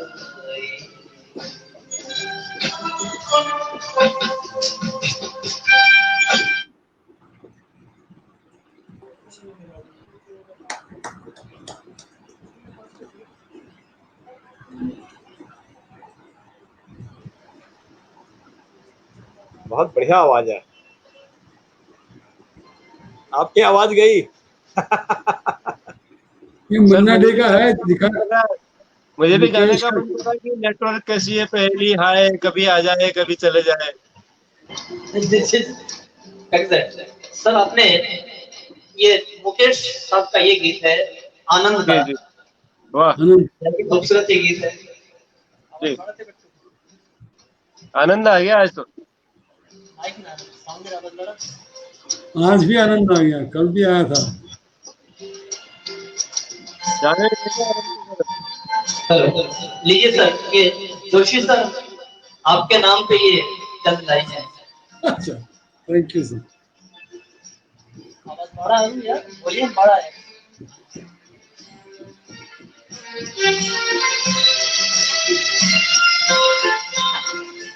कभी यूं जब हुई वो झल सांसें भर आई, बैठे बैठे जब यूं आए, तभी मचल के प्यार से चल के छुए कोई मुझे पर नजर न आए, नजर न आए, कहीं दूर जब दिन भर जाए, साथ दुल्हन बदन चुराए चुपके से आए।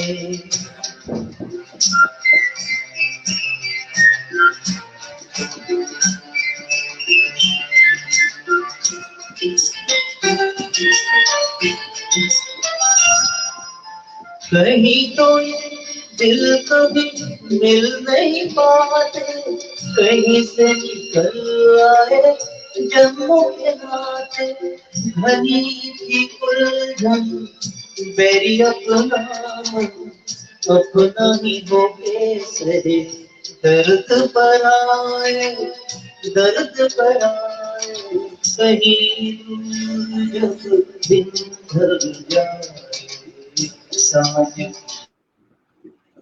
चुराए चुपके से आए।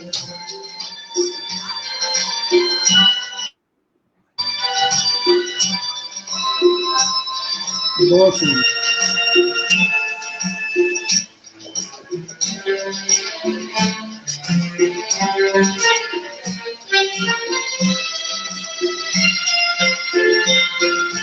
दिल जाने ऐसे कैसे ये गहरे हो गए, कैसे मेरे सपने सुनहरे, ये मेरे सपने यही तो है तूने, मुझसे जुदा ना होंगे इनके ये साए, इनके ये साए, कहीं दूर जब दिन ढल जाए, साए बदन चुराए चुपके से आए, मेरे ख्यालों के आंगन में कोई सपनों के दीप जलाए, दीप जलाए, कहीं दूर जब दिन ढल जाए, साथ दुल्हन बदन चुराए चुपके से आए। वाह, वाह। बहुत सुंदर। बहुत बहुत धन्यवाद, आभार। आपने शाम गुलजार कर दी रही भाई। हमारी एक दर्शक है कलकत्ता से, मनीषा ठेकेदार, वो कह रही कि ये बांग्ला में भी है ये वाला गीत, तो दो लाइन आप जी, गुनगुना सकते हैं क्या उसकी? बांग्ला में इसको मेरे उसमें नहीं है सर, ये अच्छा उपलब्ध अच्छा, है ना हाँ वो ये बात। जी करोके, करोके जी में जी, नहीं है। ये बहुत अच्छी, बहुत अच्छा है भाई। बहुत सुंदर। आपने कोई कोई गायक अभी कुमार सानू रह गए, मुझे लग रहा है कुमार सानू रह गए अभी। अच्छा अच्छा अच्छा अच्छा।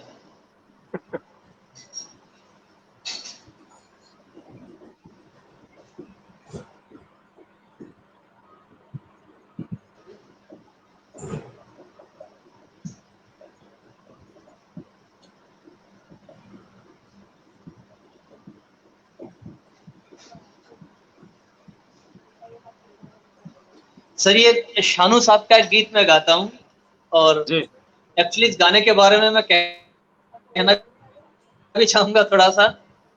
जी जी सर, जी, बोलिए बोलिए। आवाज आ रही है सर? हाँ, आ रही एक्चुअली बोलिए। मेरे लाइफ में जो मैंने बड़ा शो किया था, असल में 90s में एक समय था जब शानू के अलावा कुछ था ही नहीं अच्छा, हाँ, इंडस्ट्रीज में, कोई भी।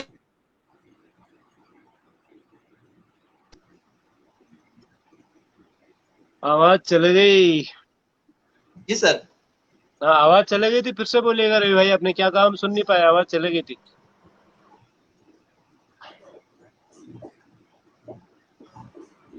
शेर हेलो। हाँ, आवाज सुन चली रहे हैं गई आपकी थी बात। भाई, आवाज चली गई थी, फिर से बोलिए। आपने कुछ कहा कि 90s में कुमार सानू के अलावा कोई था नहीं और जी इंडस्ट्री जी, में। 90s की बात है, और एक्चुअली उसी समय मैंने स्टेज परफॉर्म शुरू किया था, और मेरे अच्छा, जीवन का जो पहला स्टेज परफॉर्मेंस था, उस प्रोग्राम में लगभग 10-1,000 की लोग अरे बाबा, थे। कौन से सन में था वो रवि भाई? ये 93 की बात है। कितने, 1 जनवरी 93? 93 में प्रोग्राम हुआ था, लहर 93। और उस ऑडियंस को संभालने के जो नागा,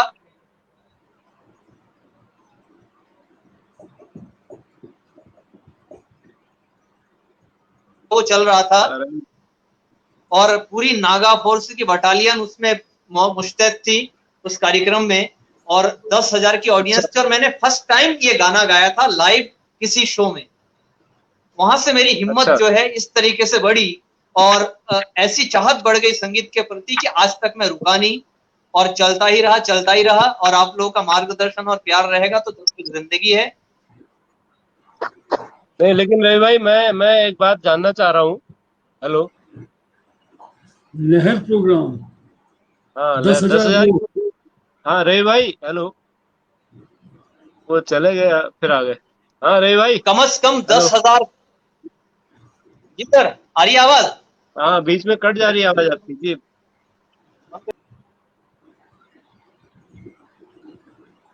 नेटवर्क की मुझे लग रहा है प्रॉब्लम है, और रिकनेक्ट हो होंगे। बड़े बड़े उत्साह में है आज रवि सरकार हमारे, बहुत ऊर्जावान है अभी भी सर। उनको देख के लगता नहीं है कि वो इतने बड़े कलाकार हैं, इतने बड़े बड़े ऑडियंस के साथ वो गा चुके हैं। और एक्टर तो वो बहुत लाजवाब है, मैंने उनको देखा है एक्टिंग करते हुए।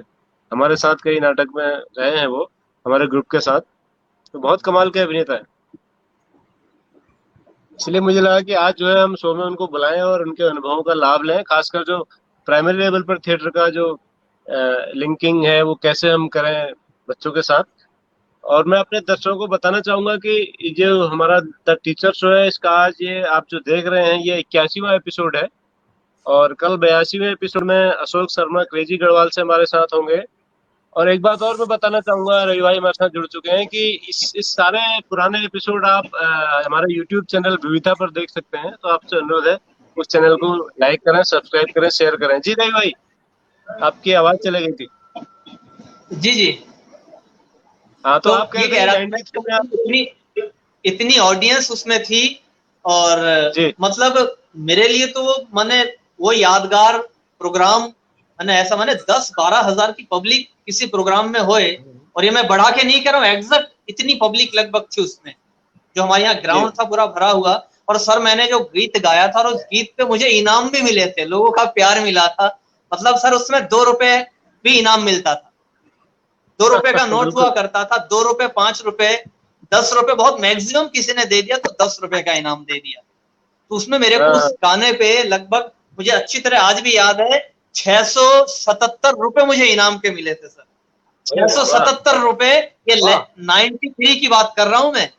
तो मेरे जो जी मित्र मंडली है, उन लोगों को मैंने पैसा दे दिया, और मैंने कहा यार ये साथ पार्टी होगी आज, दोस्तों के नाम, सारे दोस्तों के नाम। तो मुझे वो सॉन्ग मुझे आज भी मेरी जहन में याद है। शानूदा का वो गीत है, और शानू के गाने में सबसे ज्यादा गाता हूँ, पसंद करता हूँ सर।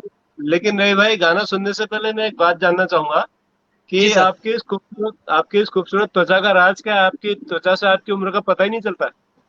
अच्छा, चेहरे से मेरी उम्र का पता ही नहीं लगता, वह खुशी है सर। अब 93 में आपने गाया सर, तो अभी तो आप इतने छोटे लग रहे हैं, कोई यकीन नहीं करेगा। अभी सर, मेरा बेटा है, उसको देखेंगे, इंटरमीडिएट में है है ना, उसका प्यार मुझे मिलता है। और बेटी को आप जानते ही हैं सर, सुमेधा को। वो तो बहुत सुमेधा अच्छी को सिंगर जानती हैं सर आप? है, वो तो बहुत अच्छी सर सिंगर है आपकी बेटी तो। हाँ, सुमेधा को आप जानती हैं। और सबसे जी। बढ़कर है मेरी धर्म पत्नी है। वाह। हाँ, उनके लिए भी मैं कहना चाहूंगा, वो वैसे तो हाउस वाइफ है सर, पर सुमेधा वाह जो भी है, हमारी जो धर्म पत्नी जी है, उन्हीं की देन है।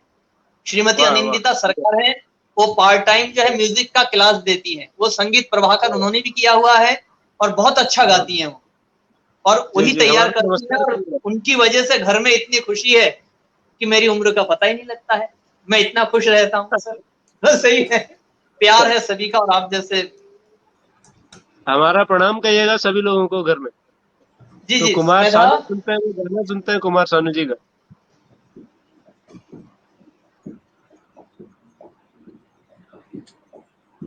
सॉन्ग में फिर हेलो, मैं वही फिल्म आशिकी उस समय आई थी सर, फिल्म आशिकी बहुत ही ज्यादा हिट हुई थी। उस आशिकी का ये वाला गीत सुनेंगे।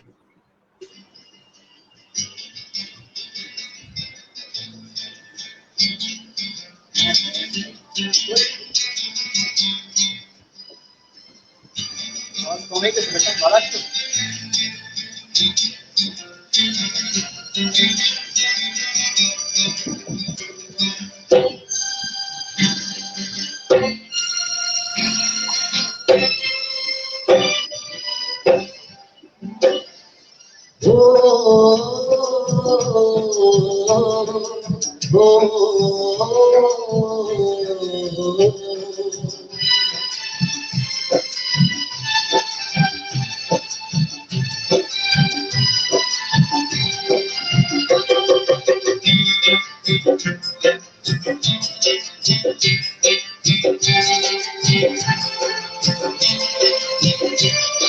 सांसों की जरूरत है जैसे, सांसों की जरूरत है जैसे, जिंदगी के लिए बस एक सनम चाहिए आशिकी के लिए।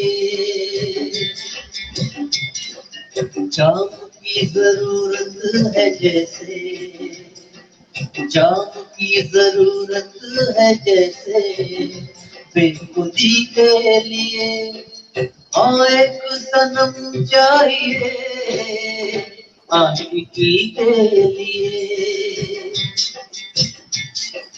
बस एक सनम चाहिए आशिकी के लिए।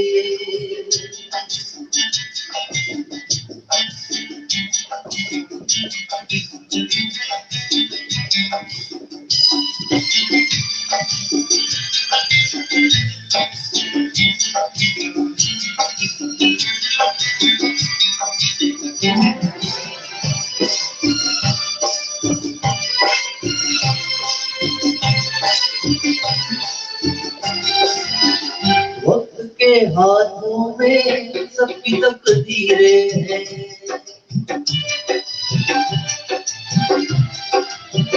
वक्त के हाथों में सबकी तकदीरें हैं।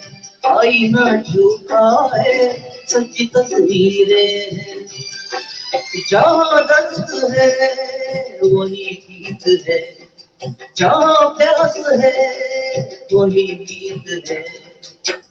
कोई ना जाने मगर जीने की यही रीत है।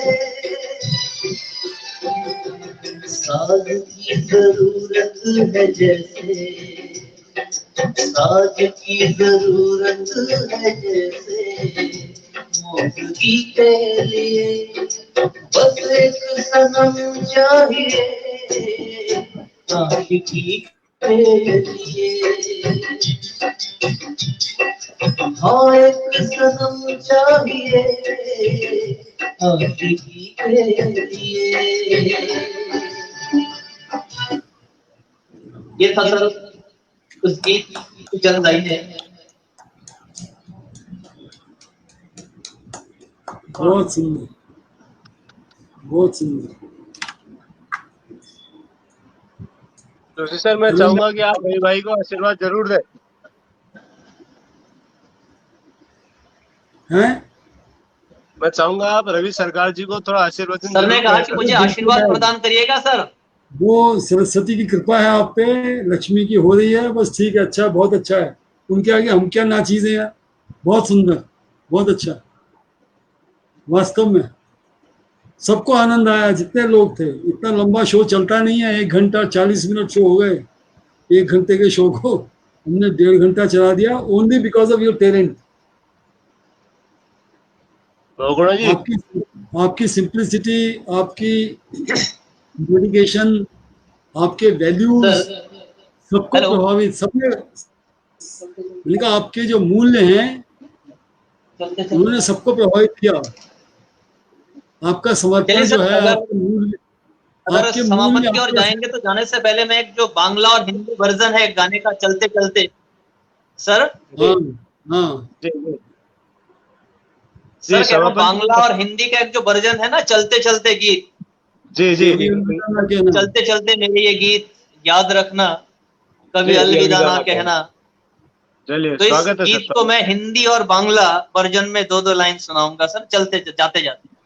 जी, ठीक बस है, जा रहे हैं, अब हम विदा ले रहे हैं, तो आप सुनाई डालिए। शुरू करूं सर? जी बिल्कुल बिल्कुल बिल्कुल। बिल्कुल।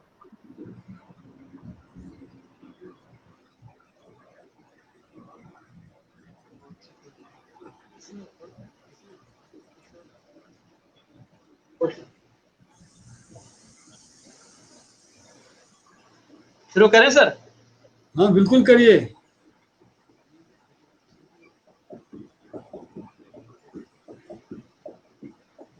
सर मैं अपने दर्शकों को ही बताना चाहूंगा, एक शेर अर्ज करना चाहूंगा सभी के लिए। जी, सर आवाज आ रही है? इरशाद इरशाद, हाँ बिल्कुल। हेलो। एक शेर अर्ज करना चाहूंगा सर कि जी जिंदगी जी, का तो स्वागत है। बस दो ही है जहां।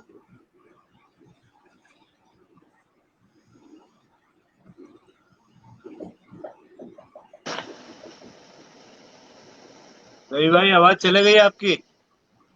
जी सर। हाँ, बोलिए बोलिए, आप इरशाद। बोलिए, आवाज। जिंदगी का तो बस दो ही है जहां, एक ये जहां, जी एक वो जहां। फासला तो एक सांस का ही है, फासला तो एक सांस का ही है। चली तो ये जहां और रुकी तो वो जहां।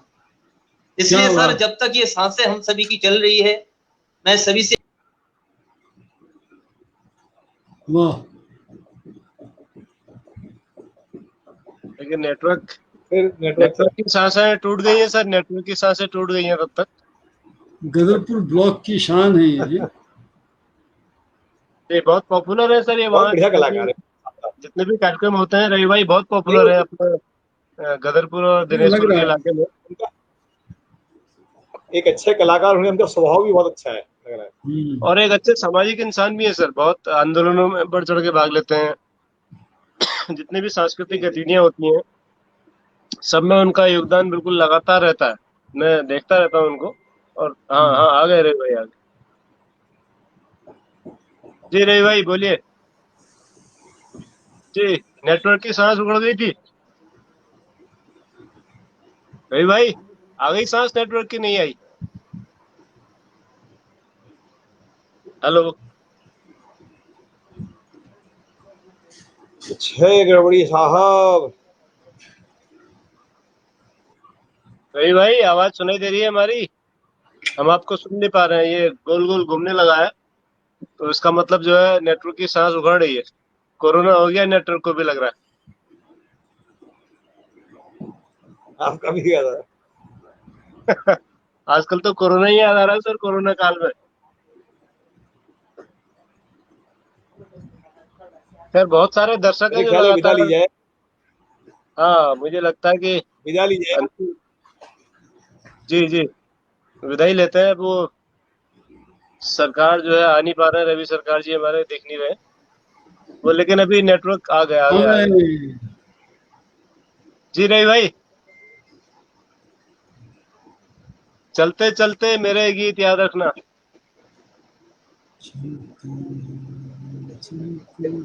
तो खुद ही उल्टे हो गए।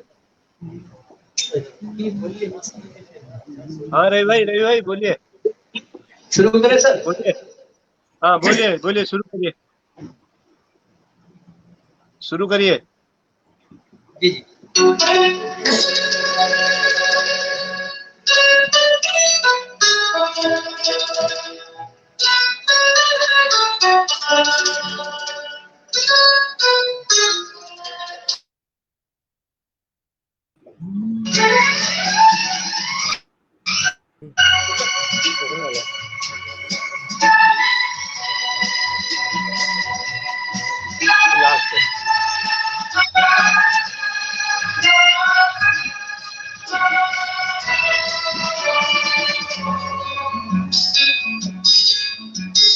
चलते चलते मेरे गीत याद रखना, कभी अलविदा ना कहना, कभी अलविदा ना कहना।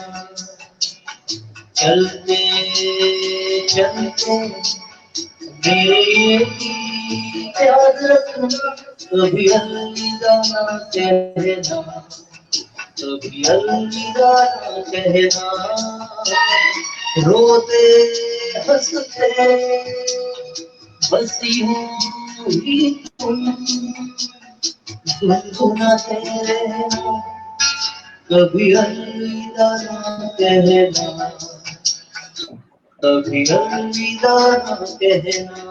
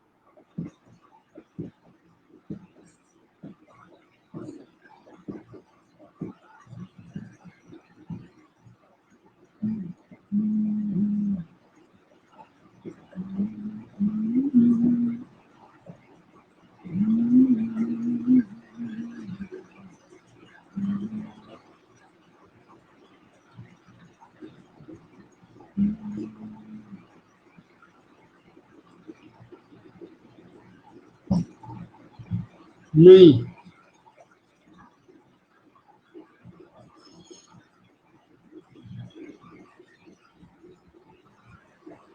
आवाज नहीं आ रही है, भट्ट जी की आवाज भी नहीं आ रही है। जी जी, मुझे लगता है कि वो नेटवर्क उनका चला गया और वो अलविदा कह रहा है नेटवर्क। वो कह रहा कल मिलेंगे, अलविदा वो भी नहीं कह रहा कल मिलेंगे। चलिए सर, तो आज के लिए इतना ही काफी है। नेटवर्क जो है बार बार बाधा उत्पन्न कर रहा है, तो कभी अलविदा ना कहना कहा रवि भाई ने, लेकिन अलविदा कहना ही पड़ता है, इसलिए आज के लिए अलविदा। लेकिन the show must go on, नाटक चालू आए। कल शाम 7 बजे एक बार फिर हम आप सबके साथ रूबरू होंगे मित्रों, द टीचर शो के एपिसोड 82 में। और कल आपने गाना सुना होगा क्रेजी की यार है, तो क्रेजी साहब हमारे साथ होंगे, अशोक शर्मा क्रेजी साहब गढ़वाल से। सुनेंगे हम उनसे बहुत सारी।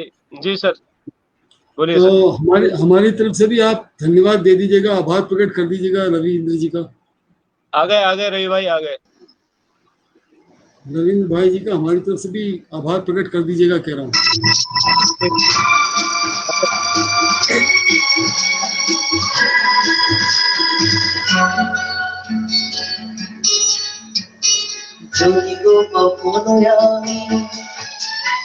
তোমার জীবন থেকে যাই সরে, তুমি তো হৃদয়ে যাও একা, আধারের আলোর ঘরে যুদ্ধ কখনো আমি, তোমার জীবন থেকে যাই সরে, তুমি তো হৃদয়ে যাও একা, আধারের আলোর ঘরে আমি আবার ফিরে আসবই, তুমি একটু ভরসা দেখো, তুমি কখনো বিদায় বলো না, তুমি কখনো বিদায় বলো না, চলতে চলতে मेरे ये की याद रखना, कभी अलविदा ना कहना, कभी अलविदा ना कहना।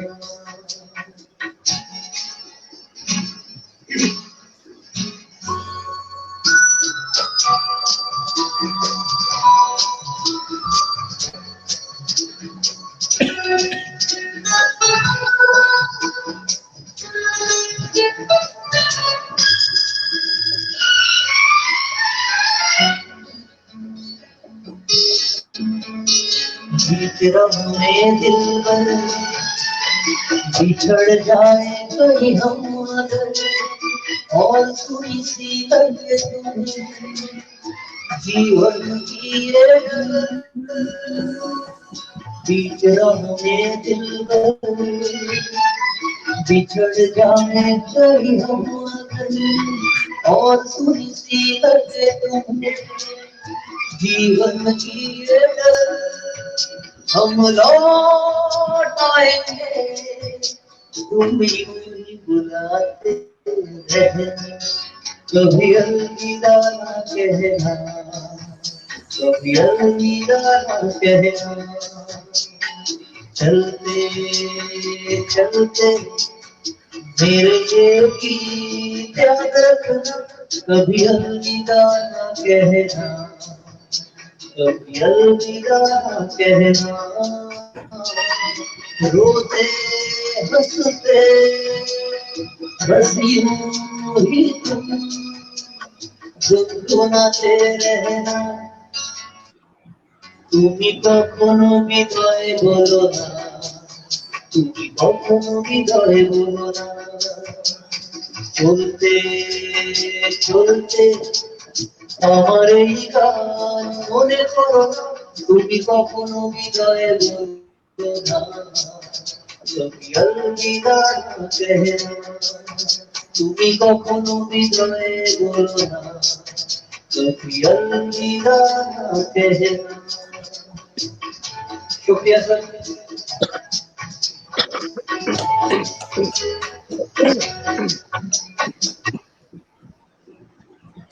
बहुत सुंदर। रवि भाई, हम निःशब्द हैं। आपने जो 1 घंटे का शो हमारा आपकी प्रतिभा के कारण, आपके टैलेंट के कारण 1 घंटा 50 मिनट हो चुका है और पता ही नहीं चला हमें सर। इतना नहीं। शानदार आपने किसी को बख्शा नहीं, किसी भी गायक को, सबके गाने आपने सुनाए, बहुत शानदार से present कराए। लॉन्गेस्ट हो गया। बहुत बहुत धन्यवाद आपका पूरे टीचर शो की ओर से, हमारे दर्शकों की ओर से। और आपसे वादा है कि जब कभी आप बुलाएंगे हम आएंगे। आप गीत में कह रहे थे, बिल्कुल तीनों का समावेश एक साथ मेरे यहाँ पदार्पण होगा, फिर तो मैं धन्य हो जाऊंगा सर। आप जैसे गुरुओं का अगर जी हम लौट आएंगे तो बाकी यही तीनों बुलाते सरों को मेरा रहना। प्रणाम और पुनः एक बार मिलेंगे, बहुत बहुत धन्यवाद, आभार, शुक्रिया सर, प्रणाम सर, नमन सर। आपके परिवार के हर सदस्य को हमारा प्रणाम, जिसने आपके जीवन को इतना सुखमय संगीतमय बनाया। सुमेधा जी को, सुरेखा जी को, बेटी बेटा सब। सर ये इससे आशीर्वाद दीजिएगा आप। ये देखिए, नहीं यार आशीर्वाद, ये मेरी प्यारी बेटी है। कहाँ है? दिखती नहीं है। मेरी बेटी नहीं है, मेरी आत्मा है बिल्कुल। वाह, बहुत सुंदर, बहुत सुंदर। चलो वेरी गुड, वेरी नाइस। संगीत में अच्छा नाम कमाएगी है, गाती है, बहुत अच्छा गाती है। तो स्कॉलरशिप के लिए अप्लाई करवाइए इसको। चलिए सर, अभी अनुमति देते हैं रवि भाई, फिर मिलते हैं तब कल शाम 7 बजे तक के लिए। सभी दर्शकों को नमस्कार, शुभ रात्रि, जय हिंद। फिर मिलेंगे, जय हिंद। बहुत अच्छा रहा।